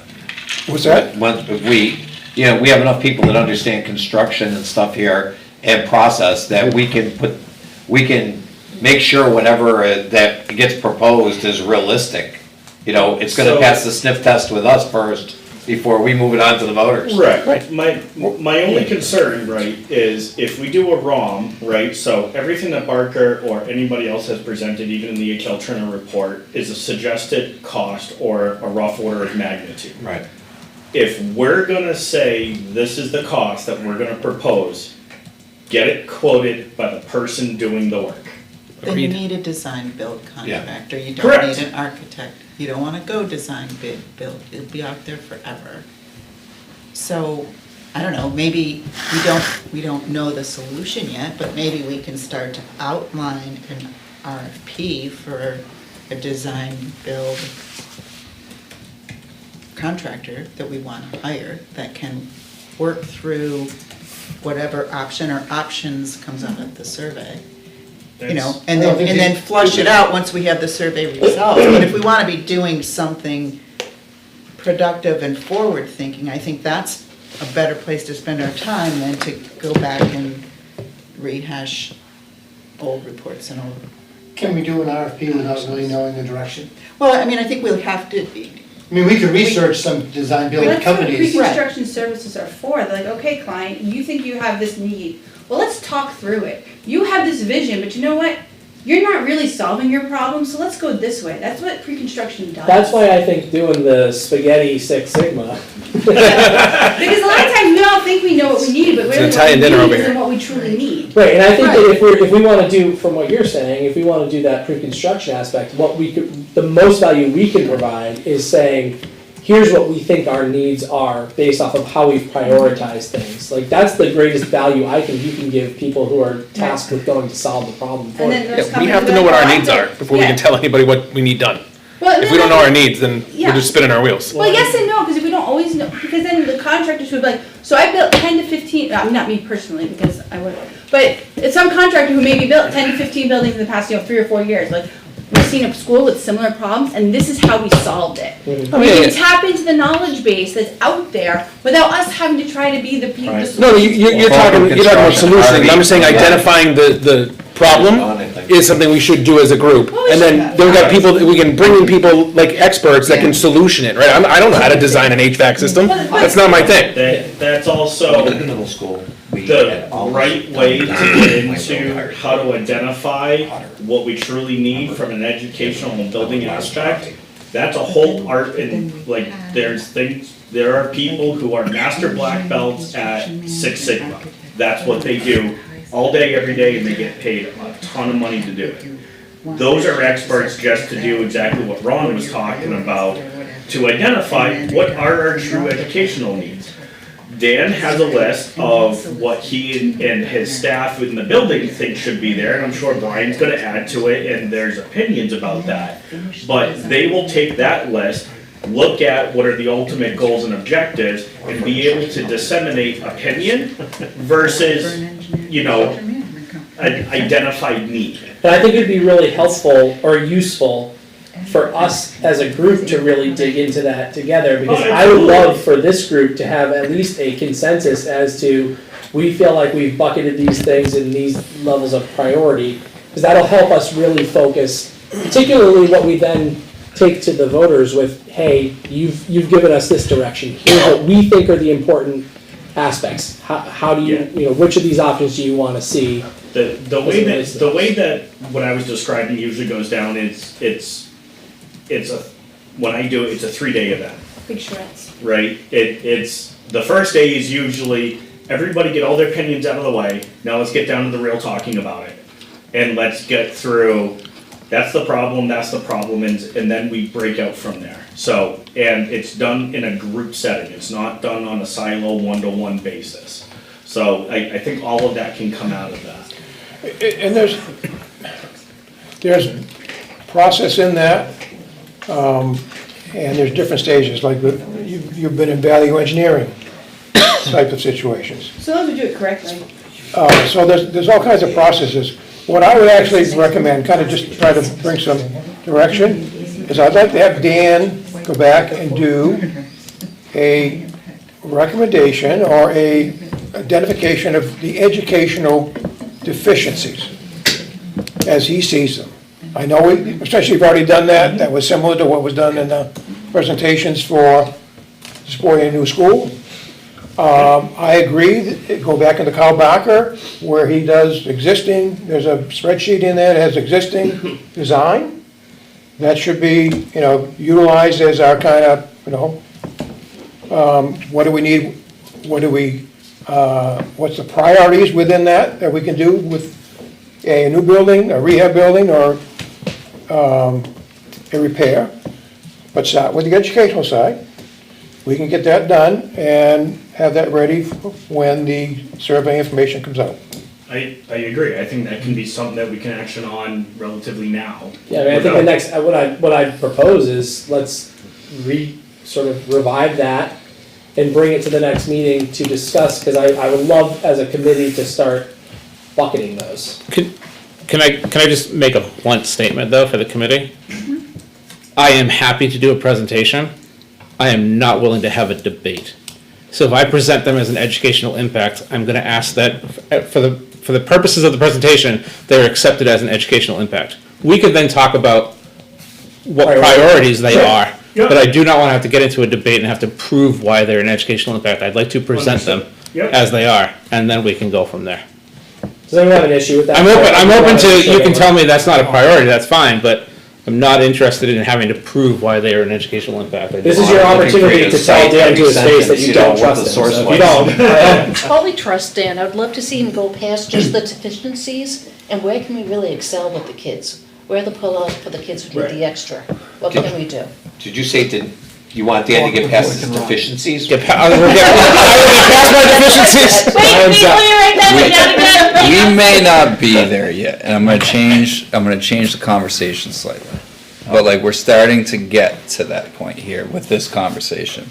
Do we wanna go look at other schools, and so you can see firsthand what elementary schools are doing now, right? Like, So in that was terms of something- learning spaces, in terms of like how they approach these things, what they've done for different solutions. Like the town, and all this is apples and oranges. It's all apples and oranges, but sometimes you gotta taste different fruits to figure out the ones that you like. So like, I live in Wyndham, they did a massive project, probably about a decade ago now, in terms of their elementary school. So like, the size is not what we're talking about, the renovation that they did, but you can see what like a rectangular classroom that is ready for the 21st century looks like, because that's what they built. They built a lot of rectangular classrooms because they have 1,100 kids, right? Bow, which I just left, both the elementary schools in that district, the Bow Elementary School and the Dunbarton Elementary School. Bow is going through their renovation right now with an addition. Dunbarton did a little addition, but mainly just looked at their space they have in their building right now.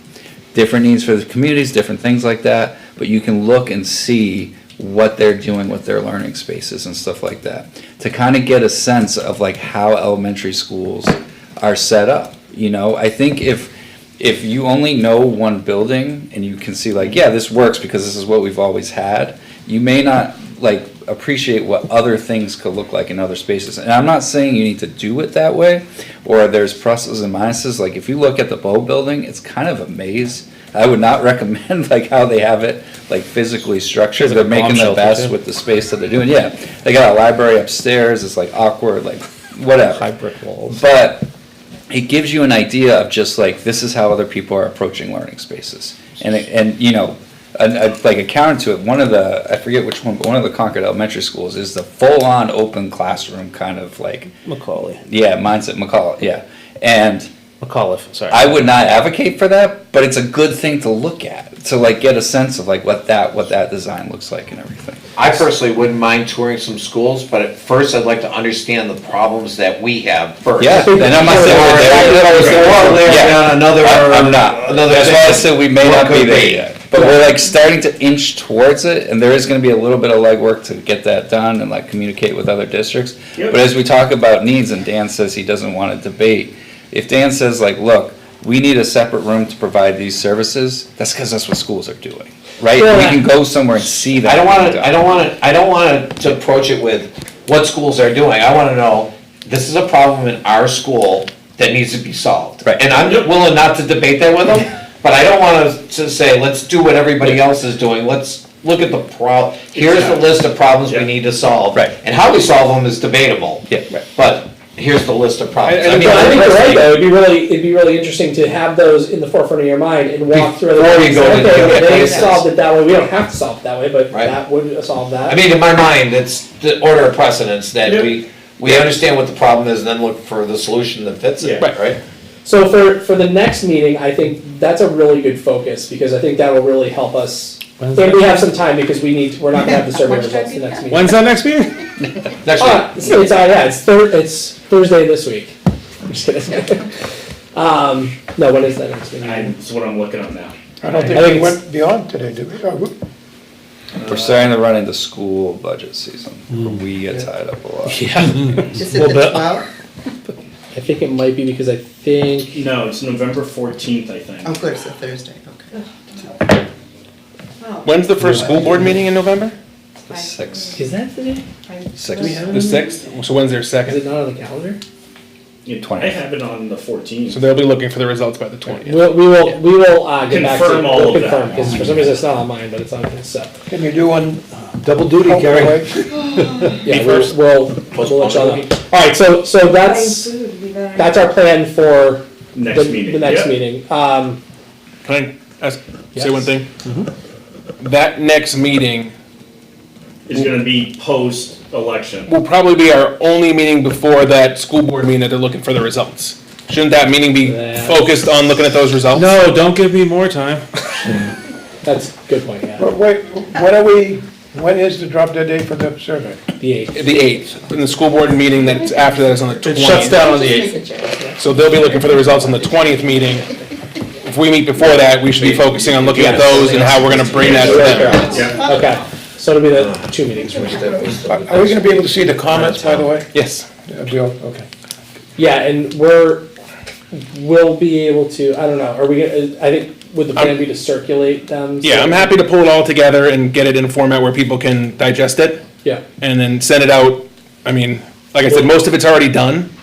Yeah. So I can send it out shortly after the 8th, and then people have time to digest. If we're not meeting until the 14th, people have time to read through. it's just a matter of inputting paper. Yeah. No, that's done. Well, not for the Post. election day. Oh, well, the election day stuff, but yeah. So, Anything that's already been put on paper that I've collected has been inputted. yeah, so Google Forms tabulizes all of it. Right. It's about to get there. What I would suggest is pull together everything, but also send out the raw Google Sheets export Yeah. from the forms, just that way everyone can look at the raw data as well. That way there's openness and communication about how all of that got constructed. Transparency. Yeah, 100%. Yeah, that's the word I was looking for. Transparency. The only thing that I wonder, and I, If they entered them, there is. Their names? If people volunteered their name, yeah, it's on there. is there any derogatory statements towards individual staff members in anything that is recorded? I would just be concerned I will with scan public it. record, just to scan to make sure there's no dig at people that this becomes public record for. Well, I think as a committee, It's I public think every record person in this anyway, committee would Jen. have the. And the right to know law covers all of this. Yep, okay, that's fine. Yeah. Can I go back to what you said, visiting other schools? I'm not opposed to that, in fact, I think it's a good idea. One of the things I'd like to know, because we're looking at potentially moving grades around, I'd like to tour the buildings that we have to see our facilities. Yeah, sure. I'd like to do that before we go anywhere else. Yeah. Particularly GMS, I'm sure. I feel like you haven't seen that. I'm just kidding. Ron can give the tour at this point. I've only seen a little bit of LMS since the renovation, but I haven't Yeah. been in the rest of the high schools since I was on the budget committee, so. And to that end, one thing I'd like, I assume it's available, is, like we have floor plans for GMS, is there floor plans for the other two schools available? Yep. That would be good to have. That's a great suggestion. All right. So look to you, do we want to try to set that up sometime, or target that? I think it'd be a good thing to do after we get the survey taken care of. We can come visit our schools on a snap. It's not hard to do that, you know? So Yeah. I think sequencing when we want to start doing visits would be a good topic for this group to do. Like if you did the next of these you guys are the chairs, so I'm not telling you what to do, No, by all but means. next FIC meeting is survey, right? That's gonna be mid-November between the 6th and the 20th there. whatever the next one after that, so say a little bit later in November, or early December, that might be a good one to talk about. Maybe Dan can do his little presentation. We talk about our own visits in the buildings, what days work for people and stuff like that. Thinking like first one in December, post on-site, you're gonna wanna digest all of those results with this committee and stuff like that. And then maybe talk about possible visits or whatever the next thing is, because you'll have surveys, you'll have on-site, you'll go through our buildings again. Now you're gonna start saying, where do you wanna go in next direction? We'll be deep in the budget process. What are we bringing up through the budget process, warrants, anything else there, that's all gonna be part of the discussion at that point. That sounds good to me. I only know that when we get to March, there's not a human in the town of Litchfield that's gonna say that we didn't turn over every stone and then a couple. I sure hope not. I sure hope not. All right. Yeah. Before we get off the survey topic, initial feedback that I'm getting from some residents in town is that it's a little bit confusing, the survey, because if you look at the questions, the way they're posed, would you consider X, A, B, C? And then your answers are strongly support, strongly don't support.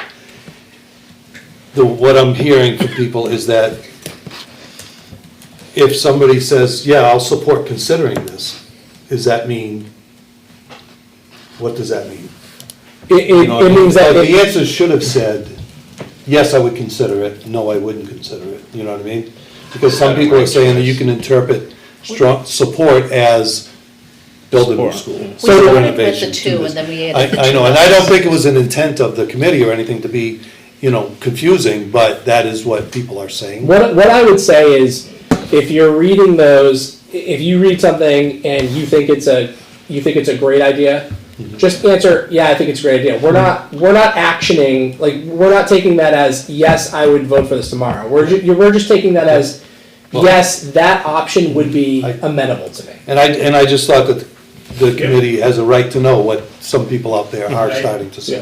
I've heard the same thing in various other. And I tell them, just put it in the comments. I was gonna say, I hope they put it in the comments. Yeah. Yeah, but I want to be very clear for anyone that's watching, like, the result of this is not going to be, and in March, here's the option you voted for, right? Like, that's not, this is, And I don't think it was resulting directed, more. I don't think that anybody on the committee was trying to make it look that way, it just kind of worked Yeah, out. I mean, this is unfortunately what was my initial concern, which is none of us are survey writers, so, it becomes like, but that's good feedback, and hopefully we can give people a little sense of ease with that we know. School do us, what do you have for us?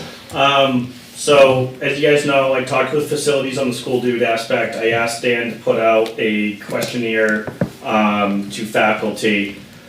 All of that boiled down to, some like it, some hate it, and the various reasons as to why they hated it or liked it is basically the same thing as what facilities had, right? Is that they like the features, but the implementation and how it's done is very confusing, and basically people spin tires. So that's the whole recap of my looking at it. My recommendation would be, where we just signed the contract, is, and I texted you notes. You did. No, it's all good, don't worry about it, I got it in mine too. The biggest thing that I can identify is, there's no one that's assigned as an administrator of the system, and no one is trained by school dude to be that administrator. We have a 3-year current contract with it. My recommendation would be, assign somebody and basically have them get trained by school dude on how to use their system. With that, I would also identify what you want to use it for. Brian, you mentioned that you wanted to look at a different way of utilizing one of their modules. Yeah, the facility requesting, and we're gonna move away from it. Okay, so. Because it's just too complicated for the So layperson. my recommendation would be, is identify what you want to use the system for. Yeah. You guys have a 3-year contract. Go back to school dude and figure out, my recommendation would be, is go get a quote to say, come in and blow away my system and restart it for what I want to use it for. Yeah. And identify all of that. It's, I had reached out to them like after one of these meetings and they looked up what we were using. They're like, it's best if you just start over and talk to Yeah. our salespeople. So the one. That's comforting. I'm gonna transfer you to sales. That's what they did. They may be able to save some of the data. So one thing that I think is really important though, that I don't know what the right solution is, yeah, I mean, Brian, you know better than anyone, because you Yeah. just came into a new position, we had a whole lot of turnover this year.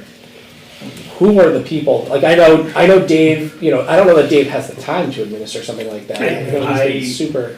I would actually recommend not have it be your lead facilities person to be the administrator. He needs to worry about delegation of the task. Like, he'll be a leader, right, to help delegate the task, to help delegate what goes there. But I'm talking about the nuts and the bolts of the system. Who can add somebody, who can remove somebody? So our director of You IT. need a project champion for that. Well, but our director of IT should be one of the people that's. Yeah, people do it in different ways in different places, so I would leave it up to, you know, the school board, or if Brian and his team and his staff to go figure out who that right person is. I mean, looking at the room, I think it should be the high school principal. I'm writing that in notes right now. Yeah, that looks like a good choice. So there's choice one. I think there are like different roles of different people. Like the business administrator should be involved in it. Yeah. Renee, who is our all-purpose everything in the office, is like the point person. Everything needs to be heavily involved in it. Yep. And Dave, to some capacity, needs to be familiar with it, right? So. And typically with systems like this, you can assign different levels of roles to different people. I'm talking about like the one that has access to everything. Yeah. Should be a singular person, maybe two, right, that are fully trained and has full unrestricted access to it. And then, but the biggest thing is with a system like this is the training. You can do YouTube videos, you can look at what they do. My recommendation is have them sit down with the company and have them go through and be there when they set it up. I've seen this go horribly wrong in the past, and it gets to the state that it's in, right, with what you guys are dealing with, and I've seen it go very right with upfront, and it's a breeze. So that would be my recommendation. I don't know if it's an official motion or not. I think it's just a go-do for Brian and his staff to go figure it out. You can motion if you want, but we're gonna. We're gonna do it. The first thing is, you gotta be able to do the process, you have to be able to do the process on paper. Don't try to automate something you can't do on a sheet of paper. If you can't do it on a sheet of paper, you can't do it in a computer system. And that's the big thing is, you can't buy a technological solution to a process that you don't understand.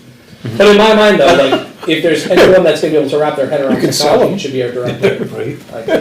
It's less about the technology, it's more about the process. It's Right, but here's the problem, like, we have people that understand what the process should look like, but they hop into this piece of technology and they're like, I don't know how to use this technology. So Piece of for the technology, you said IT technology. aspect, the install, where it goes, how it's backed up, who gets passwords, and how it looks on the website, and But how what to about how it figure out. functions though? That's I the mean, system admin. That's all a system so what I was talking about is a system admin.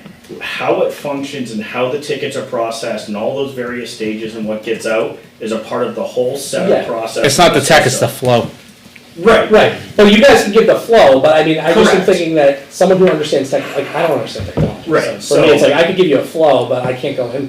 I mean, your director of IT, right, is gonna want an admin password, and he's gonna want full unrestricted access, so we can blow it away and reload it in case it gets hacked. Does he have anything to do with School Dude right now? I mean, besides the Tech tickets? the Yeah. tech of it, you know what I mean? Like, he's So not you getting got the involved in it. But That's the normal structure in school districts, is Right. you have your tech director do the tech installation Yeah. essentially of a thing. And then you have a secondary person who is the person actually like overseeing and running Yep. the day-to-day. I just wanna make sure he understands how the system functions. That's really all. So, and your flow aspect should be somebody like for the maintenance tickets and the IT tickets, right, and all of that stuff, whoever has to deal with those and answer those, so Dave Ross is on one side, and whoever does the IT aspect for the IT tickets should be sitting down with School Dude when they go to reset it up, here's our flow. Yep. And do that, so that's all about process, and that's all about the flow when they do the setup. Then what happens from that is, then it's just baked into the system. But you need governance for that, because you gotta make, one of the things I've seen with school do is all those open tickets and stuff like that. Right. All stuff just sitting there open because nobody closed loop the other side. And Somebody's that's- gotta take care of the governance of the system, make sure that, hey, you didn't close those workout orders out last week. And that You would need be that. the business admin or whoever's the Whoever they- secondary administrator that's looking at the total structure and the system of it, not the install on the physical hardware and how it gets Right. deployed. Just, you gotta follow the governance and follow the rules. If you don't, then every system goes to not where you want it to go. I almost said something that should not be televised. But What could it be? It goes right out to the ocean. exactly. Alright, so, that's good, I think that we have direction on that. That works. So, Question? yeah, One thing before going to the next topic, I think we left out something on a previous agenda topic that was like super important. We never talked about the mailer and whose action item is to design that, get approval for that, and get it out. yeah, that's important. Well, I know that Jen has already been designing it. She was, I think, listening at our school I was board listening meeting. at the school board meeting and started to geek out a Like you were little. working on it. I was. So, So it's in Canva. I can't see upside down and backwards right now, but this is two-sided. I tried to keep it relatively simple with not a lot of text, and all the text is taken from the top of the survey. So I'll read to you what it says, so you can see what it says here. It's two-sided? Yep, One side's gonna have the space yeah, the for, space, it's, for addresses it's and there all on that. the, The it should be postage on the thing. backside. Did you Okay. get the rules from the, every door direct mail from the Yep. post office? Yep. Because they are really super particular where that lands. Yes. So it says, Litchfield voters, we want your thoughts about school construction possibilities. March 2024 election for warrant article number 1 did not pass. The concerns about GMS remain. There is now a new facilities improvement committee who has been tasked under new leadership. I added that little caveat because I think that's an important component, with figuring out how the community of Litchfield hopes to proceed. The members of this committee are your neighbors, budget committee, board of selectmen, school board, and school personnel. Am I missing anybody? No, but you The work. backside says multiple options, renovations to existing GMS, consolidation of schools, new building, sending students out of district. Share your thoughts with us. The link is there. We are hoping with answers from our community, we have a clear direction to move us forward with more detailed plans for the future of Litchfield schools. Pick up a copy of the survey at Town Hall if you need paper. My personal reaction is there's way too much information in there. Because the survey has all that stuff that you just read in there.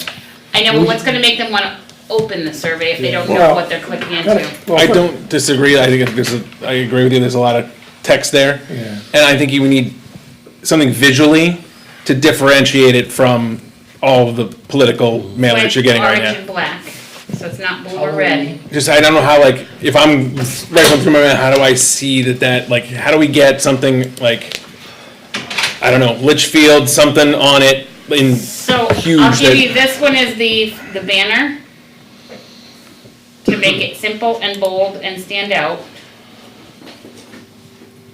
is that the, the table banner. oh yeah, no, they're talking about so that people don't lose it in the mail, because they're already upset that we're sending this out. I know, you're all Yeah. upset. I tried. Yeah, no, I get it, I just wanna, like, tried. something that, I don't know, if you put Litchfield just across the whole front of it or something, just so it stands out That from. one looks, I like this one even, just we put that one on the mailer. The banner's fine, I don't have a problem with that. So do you want me to put that on one side only and then on the back just do the mailer and keep it the same? I do think that we have to have, there's a balance though of like needing to like have people understand what the hell they just received in the mail. Yeah, no, I don't disagree, I think there's some text on the back is probably But in some appropriate, I just think ways, something though- like, you gotta just differentiate from all the junk mail. Yeah.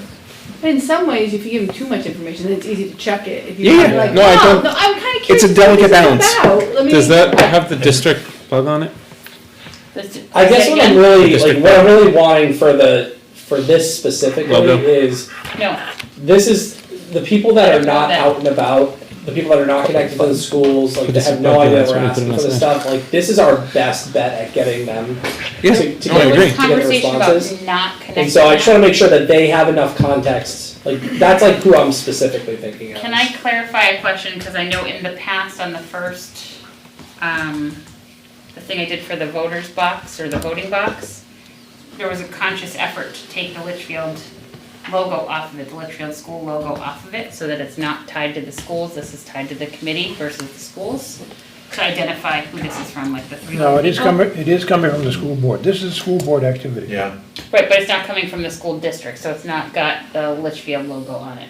I don't know the differentiation between that. Whatever you think, in my opinion, whatever says to, what you think to the voter is, this is coming from the schools, that's what ought to be there. Well, yeah, I mean, and like, so on something like that, like, the your opinion part of it, I think Brian's face. still leads me to look at it as like a political thing, right? Like it's some mailer and I just toss it, right? Like, I don't know, my mind is just like, Litchfield schools need your opinion, or need your thoughts or something, I don't know. But I'm not a designer, but I just feel like it's gonna, if it doesn't just say Litchfield in huge letters, people are gonna toss it. Can you add an end date when the studies end, and please apply before? I agree with you, John. So a couple of things I would consider is that text on the black background. I would tend to go white, and if you've ever done any research on people that are colorblind, dark backgrounds, especially red and things like that, they can't read it very easily. It's very hard for older people to read. Next day flyers, 6x9, full color, two-sided postcards on 14-point stock.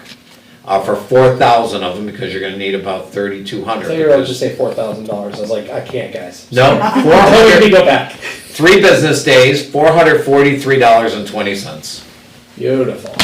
So if you go onto their website, they have a Is that for? template, you can drop your stuff right in there. Can you send me the site?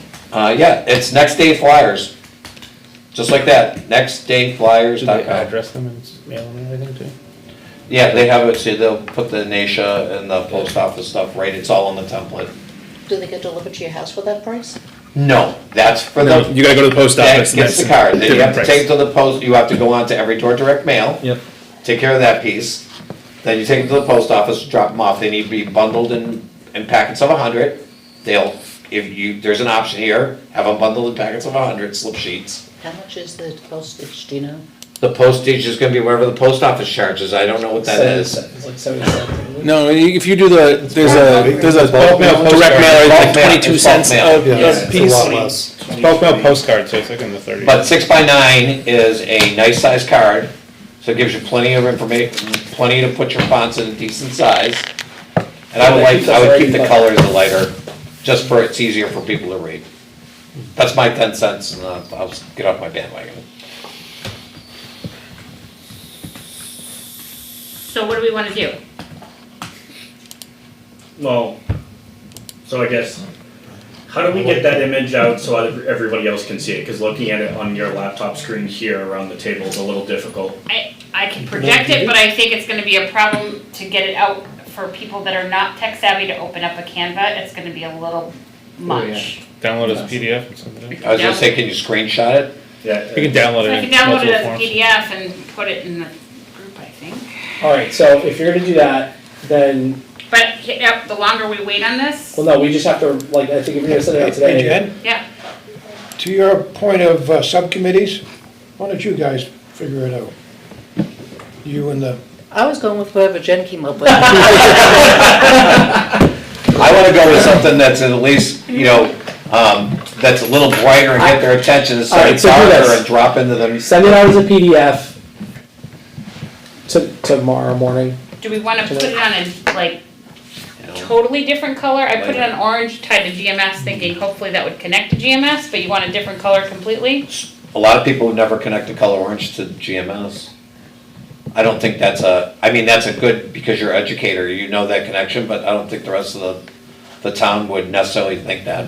The big ugly sign doesn't do it. what you need. the reason I would say stay with the same color scheme, people may have seen the other posters around, and there's a connection Blue and to white, what you might have seen. Oh, okay, there it is, I'll take it now.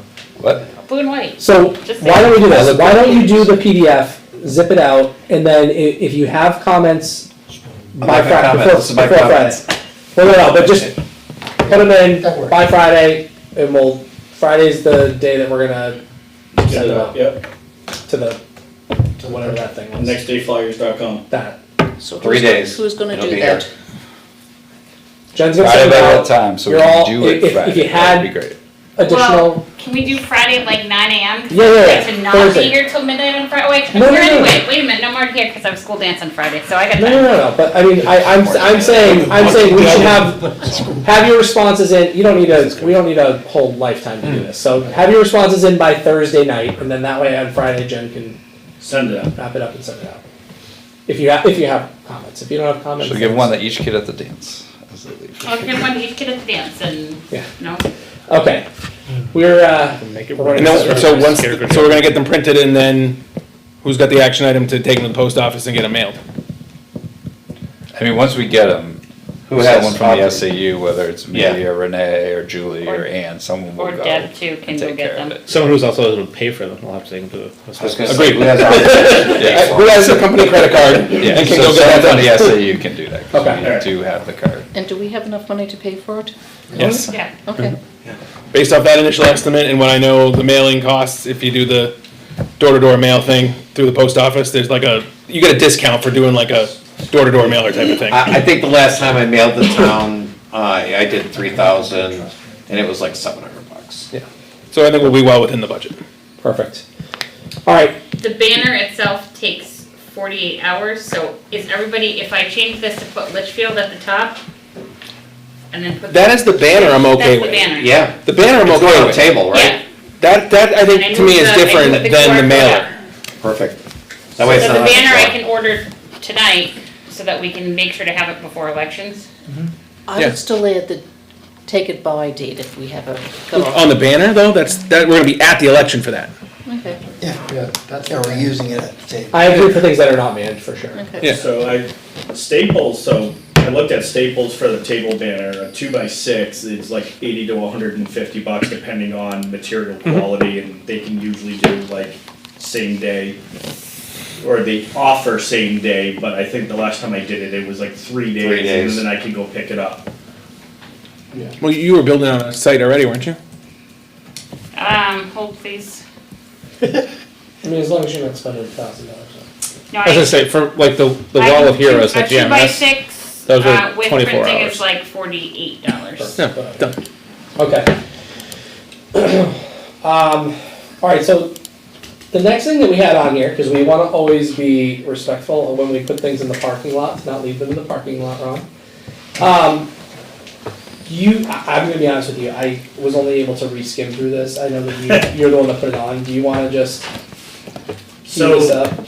So, Ron put two things in the parking lot. First, we already talked about the HL Trainer report and looking at that. The second was, he sent a memo to the school board on July 17th, and then if I remember correctly, and I wrote down the dates correctly, a restatement of it on August 8th, or an expansion upon that. Updated. Updated, sorry, my mind's not functioning tonight.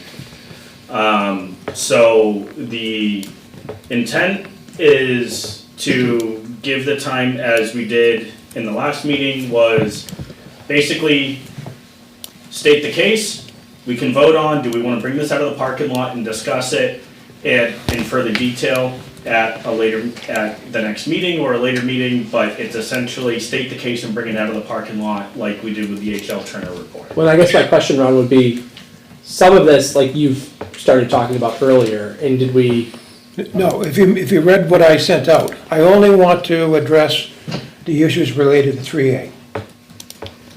okay, Nothing else in the memo. okay. Issues, what issues? The recommended mitigation for issues related to 3A. There's two recommendations. Oh, your recommendations for how to make correct. Right. So in my opinion, this falls in the same bucket we've been talking about all night, right? This is solutioning of a problem we don't yet have a direction for. No, I disagree fully. It's identified, at least by others, that there's an issue. Yes. I proposed mitigation of those safety concerns that I feel should be considered by either this board or the school board. Independent of how we solve all the other problems. We have, the GMS is gonna be there for 3 to 5 years. Understood. And if in fact, issues related to 3A are a concern of this board, or this committee, or the board, then what I've recommended is what I believe substantive actions that can be taken for a reasonable amount of money in an immediate response to mitigate some of those concerns related to that situation. Yeah, I mean, I think that's, you're not talking about, you know, you're not talking about the future project, you're talking about something that you think is Something we can do worthwhile. today. I Yeah. remember Ron suggesting it. I'm open to I that. think we should take a few minutes just to talk about it. I think they were good suggestions. Yeah, I just wanna be, so two things. We can certainly start diving into that right now. I do, you know, we do only have about 20 minutes left, so if it's something that you think, I don't wanna cut you off at a point that won't make sense, so it's up to you if you want us to agenda that for the next. Well, I guess first off, is the rest of the, it's not just me and Peter that are gonna vote on this, so is everyone else open to having that discussion? Can I recommend this? Sure. Is, I just want to present what's there. And then if, and essentially just read and it's a very short segment of that. Present what's there, so that everybody understands what I'm talking about. And if we want to Have a substantive discussion. have the discussion move to later on, that's fine. Sure, How's that? but instead of reading it, we just cliff note it? Do you have to read it word for word? No, the recommendations are very short. Okay, go for it. Okay.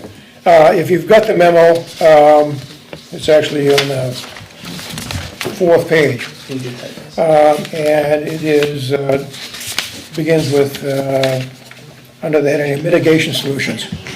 I actually addressed 4 items, but B is proximity to 3A.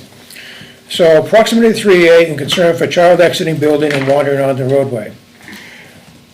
So these are recommendations how to consider to mitigate that concern. Place monitor in the cafeteria outside an exit door during student occupancy, could be volunteer or non-professional hire. Second item of that is install alarm on all doors that sounds an alarm upon unauthorized exit. The triggered alarm would also be announced in the office.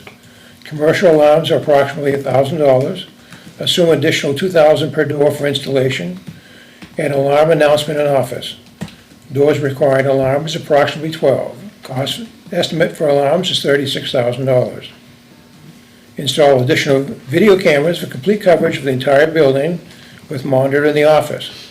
There is currently a video camera system in place. It is recommended that additional outside cameras be added for complete building coverage, focus on the exits. Additional cameras are estimated to be $1,000 with installation being $1,500 per camera. It's assumed that 8 additional cameras would be needed for a total of $20,000. Number 4, fence around the building configured to lead student movement toward office area. Perimeter of the school with fence offset is approximately 500 feet. 5-foot fence estimated to be $25 per foot for a cost of $12,000. Add 50% for gates with limited access control for a cost of $6,250. Total estimated cost for fencing is $18,750. Number 5, to provide mitigation for vehicle from 3A impacting the school, install Jersey barriers along 3A. Utilize new plastic water fillable, available in multicolors, crash tested units. Entranceways will be maintained by overlap placement of barriers. Total distance estimated to be 300 feet. Cost for material and delivery, $49,300. Assumed installation cost of $10,000. Total estimated cost of barriers, $59,300.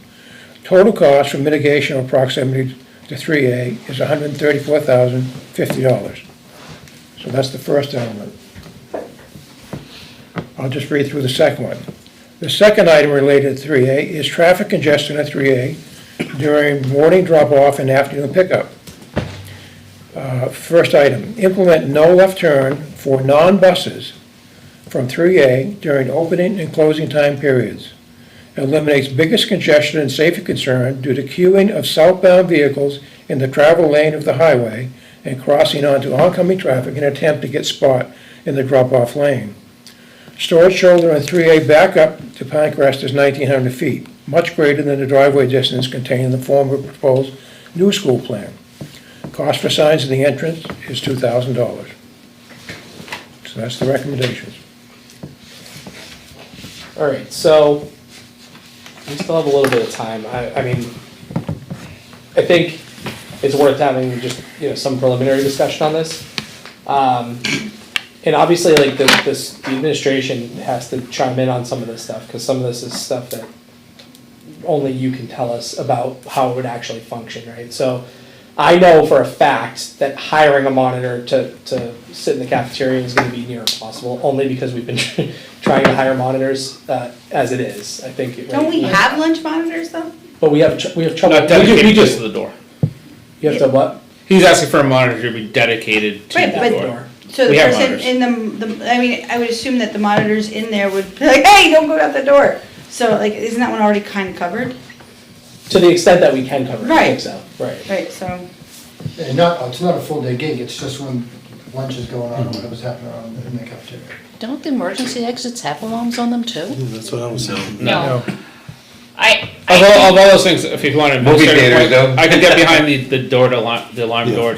I can proposal. speak to my previous district where we had alarm doors and they do not work because what happens is you become tone deaf because every single time that door opens, whether it's kids going out to recess, kids going to lunch, that door alarms, so as the people Question. monitoring that in the office. how many kids go out that door during the day? Just, How many kids have escaped through that door?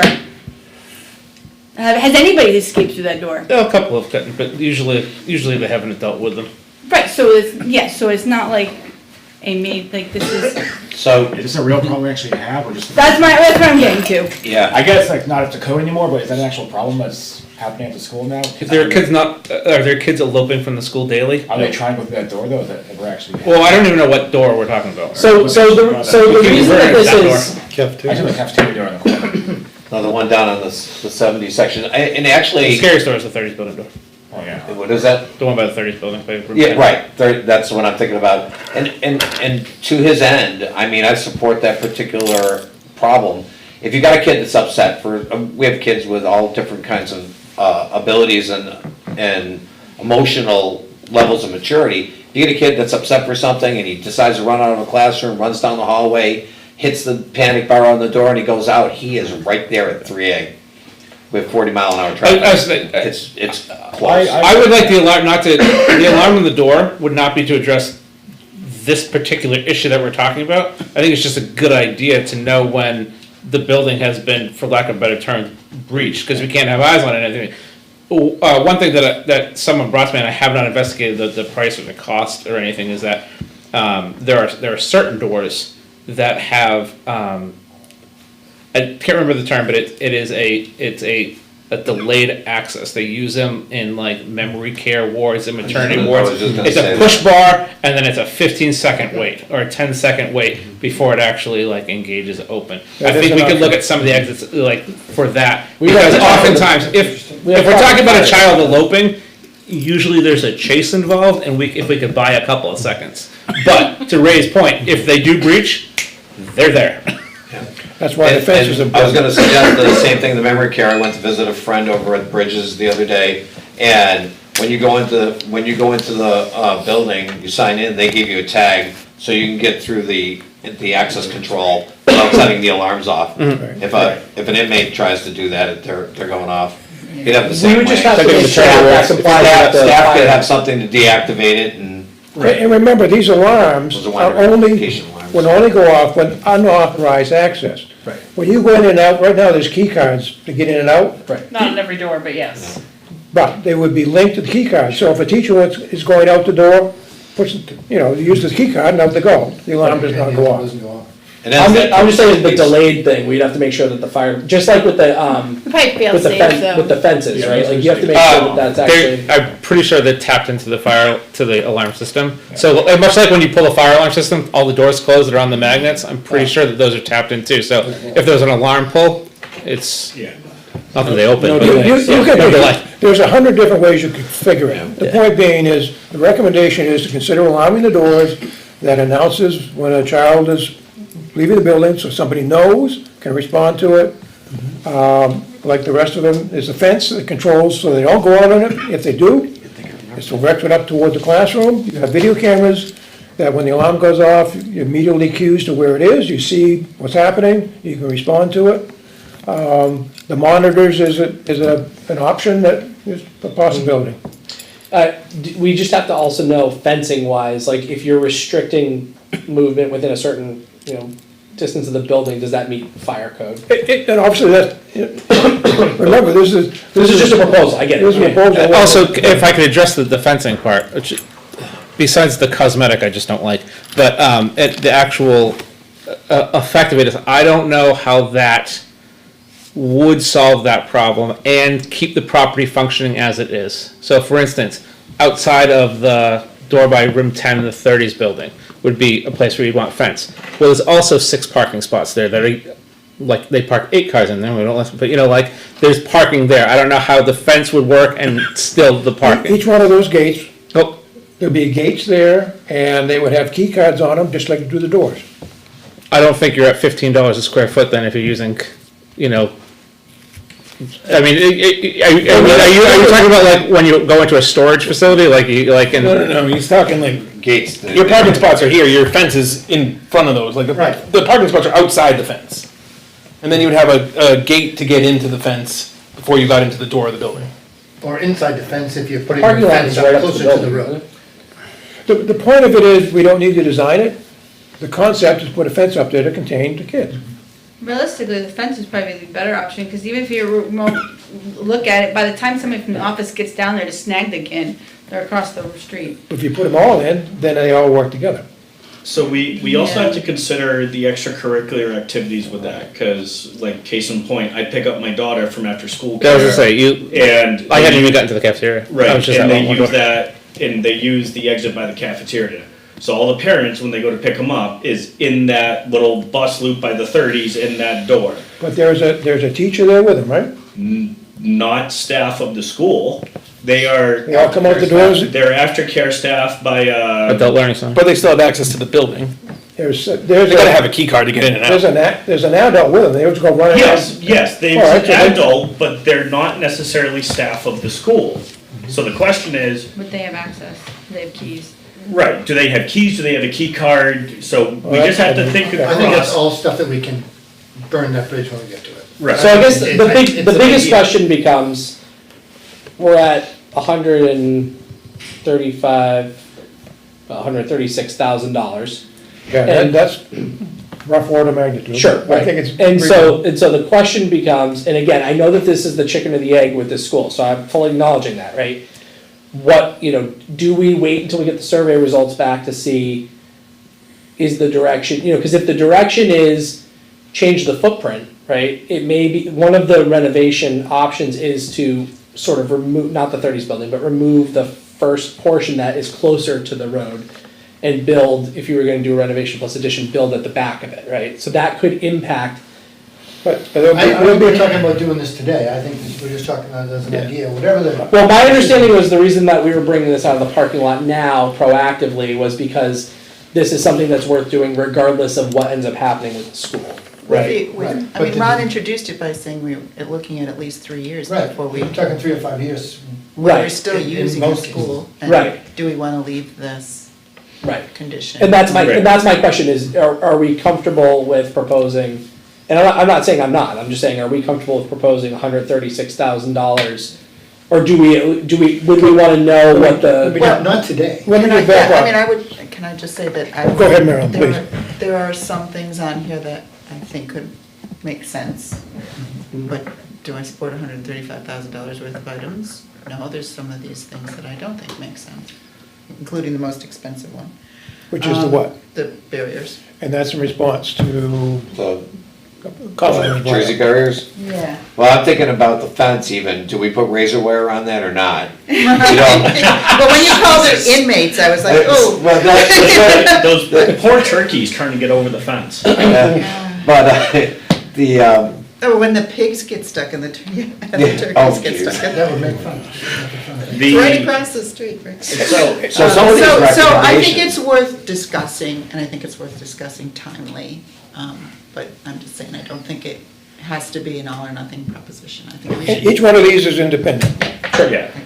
I would also wanna know, cause I'm not sure how much we can actually do with 3A with it being a state highway. I don't know The only that. concern with the barriers is putting them on three. No, they're on our property. Yeah.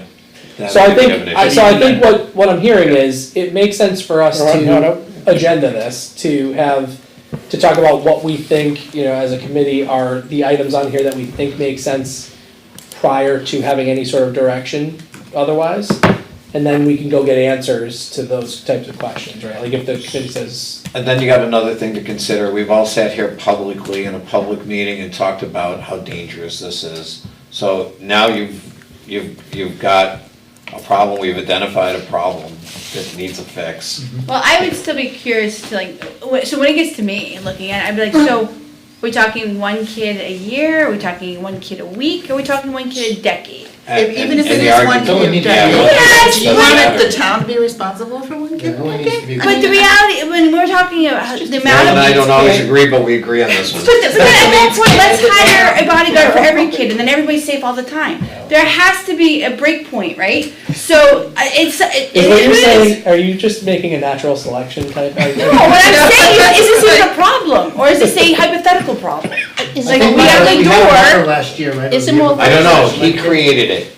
No, I think Mr. You're the one that Thompson mentioned identified it. the problem to Mr. me. Thompson mentioned it at one point way back when too, but I think there was one kid, and the entire time I'd been there, I'm like, so. I do wanna be clear that a lot of this discussion starts with the idea of when you're trying to identify what makes the most sense to do with GMS, right? Like, that is why this has come out. So Right. I think Dan all along, at least to my recollection, has always been very clear.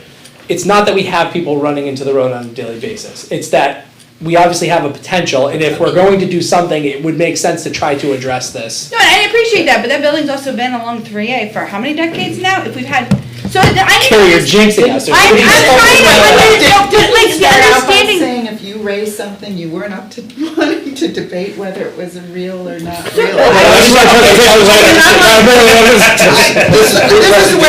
This is fair. Yeah, but that's it, you're right. So, but eventually it's gonna go to the voters for, will they support this, and the voters are gonna ask, so is this? No, you And don't. before it goes to the voters, it's gonna go to the budget committee, so Wait, I'd rather have the feedback now. Wait, you don't need to go to the voters. This is a capital improvement out of your capital reserve fund. Well, I'm not talking about the voters, I'm talking about when we budget things, it I goes to would them. and suggest then we they- not use it in the way you're, because then we'll be accused of not being transparent, and then good luck getting anything passed. No, here's how I look at it. It was one of the major things that we said is an issue at GMS, and the new school was gonna address that. The new school didn't. We have the problem. We're being responsible. That concern still exists. Here's a mitigation of that, and we're acting upon it. Are we more likely to have a car drive into GMS than a kid will open onto? Remember, I prefer not to think about any of would go in those. first. Yeah. Well, there's I a mean, substantial amount of concrete before you get into the classroom. So we're coming up to the end of time. I have added it to the action items that we need to add this to the agenda to discuss further. I don't know if we want to necessarily propose direct solutions, or we propose the problems and the school board go out and find someone to engineer a solution to that problem directly versus that. Either way, I've added it as an action item to the agenda for a deeper dive and a better discussion, when better time allows. We are at, sorry, go ahead. I don't want to delay it too long, because if it is a safety issue, we shouldn't be delaying it. I 100% agree. It's trying to get there. Can we say the same thing about the sprinkler system then, and the lack thereof, I, for the next 3 to 5 years? we can run down that rabbit hole. There's a lot. Sprinklers save buildings, not lives. Sprinklers buy you time. Exactly. Okay, we're not debating sprinklers at 7:38. So, we are at a recap. We got 2 minutes to get through, we have 1 minute to get through a recap. One last thing. The other item is the issue in 3A. We don't need to talk about it, we'll talk about it later. My recommendation to you is go into the GMS, Reimagining GMS portal, where you have the aerial, and watch the video of the cars from above. And you'll see the problem is that the main problem is the cars coming south and queuing, trying to get across. It forces southbound traffic into the breakdown lane, you'll have you have buses going around, you also have cars then making the left-hand turn that conflict with the northbound because they're trying to get into the queue. Other than that, the situation is relatively safe.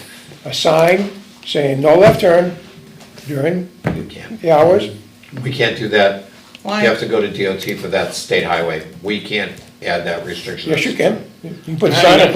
We How are you gonna stop it? cannot. Even if you got the sign, how you gonna stop? You have to get that approved by You DOT. put a cop out there, put a school resource officer out Isn't there. that just Do we gonna have push one of the those? problem down Huh? the road? Okay, so we're not gonna discuss that right now. Anyway, what I recommend you to do is just look at the video and you'll see it. Well, But then you you don't only have the conflict, one directional yeah. traffic turning in GMS. Alright, so This, recap. along with the I missed the traffic beginning this part way, of this, I you know what I mean? apologize for So being they're not tardy. able to cut people I'm off that way. assuming there was a And a lot of discussion times when I about come what the through, school board they're went through, taking a left about the and direct blocking the mailer, whole road. and I'm assuming that's in the notes So somewhere now that I you can get read people trying to from go around, Jen and they're driving later. in southbound traffic. Beyond that, So, we but I talked think that's about, actually a pretty did we good went idea. through the It number of eliminates a little responses bit we've of gotten to crossover. date You know. so far on the survey? Where are we, Matt? Sorry, I was late for that. 5:59. 5:59. Okay. Thank you. Someone filled it out during the meeting. Yeah, so, did we talk about the rest of the survey outreach spreadsheet that we had of all the tasks people were doing? We did not go through that. Okay. Do we have any of those yard signs left? Cause Matt stole mine. Yeah, we got a few left. You're welcome. I would say less than 5 at this point, but I'm doing that off memory. So. Dan, I got 2 if you need them. Okay, I just wanna put one back in my yard, that's all, but otherwise, that's, well, it was for a good reason. I was trying to go to the dump. He was trying to go to the dump, it was a Saturday, he texted Recycling me. center. I will get the one that's at the dump and get Dave to put it up. We can do, we have, like the paper ones that we can put on I guess those are. I think the weather- Coroplast one would probably be better up there. Yeah. Well, let's see if we can get you a the different, elements. yeah, I guess if you wanna move that one, that's fine. Yeah. Yeah. Yeah, alright, so we went through that, I walked in, you guys were talking about how we wanted to start thinking about analyzing the results when we're ready to present them. We went through School Dude in the recommendation, Brian's gonna go handle that with his staff and go forward. We talked about Ron's thing, action items, the memo from Ron to discuss in further detail and go down that path. I'm just trying to get us out of here. Action items. Jen's gonna get the mailer PDF out. The committee has until close of business Thursday for comments to get back to Jen. Jen's then gonna go do it to nextdayflyers.com on Friday to be printed. Once printed, Brian's gonna get them to the post office via the SAU. Table banner, Jen's gonna finish the design and get it printed. And I'm gonna add Ron's memo and the deeper dive of that to the agenda for a follow-up meeting. Our next meeting though is after the election, so Yep. we are, the next meeting is going to be largely focused around, probably entirely focused around the survey results. That would be my guess, yes. So, and that is November, on my calendar, it's November 14th. We will solidify that and make sure that is everybody else's expectation. We definitely have. We Is definitely there have the budget. banner from Jen at some point in time So it's before gonna be a long election night. day? Yeah, we will be reaching out again to just really solidify the election day presence. Yep.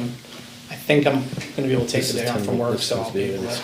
Yeah, so I'm I'm, there, I'm just trying to figure that out. yeah, I'm already got the day off from work and there'll be a presence and I'll be around to help staff and run errands and get food for people and all that other stuff. That's right. Yeah, not to them. All right, well, that's great. Anyone else have anything? No? All right, then we will adjourn. Thank you for everything. Can you add it to your? Thank you very much. I'll be there all day too. Every night. Well, you know, I will The shorts. tell you that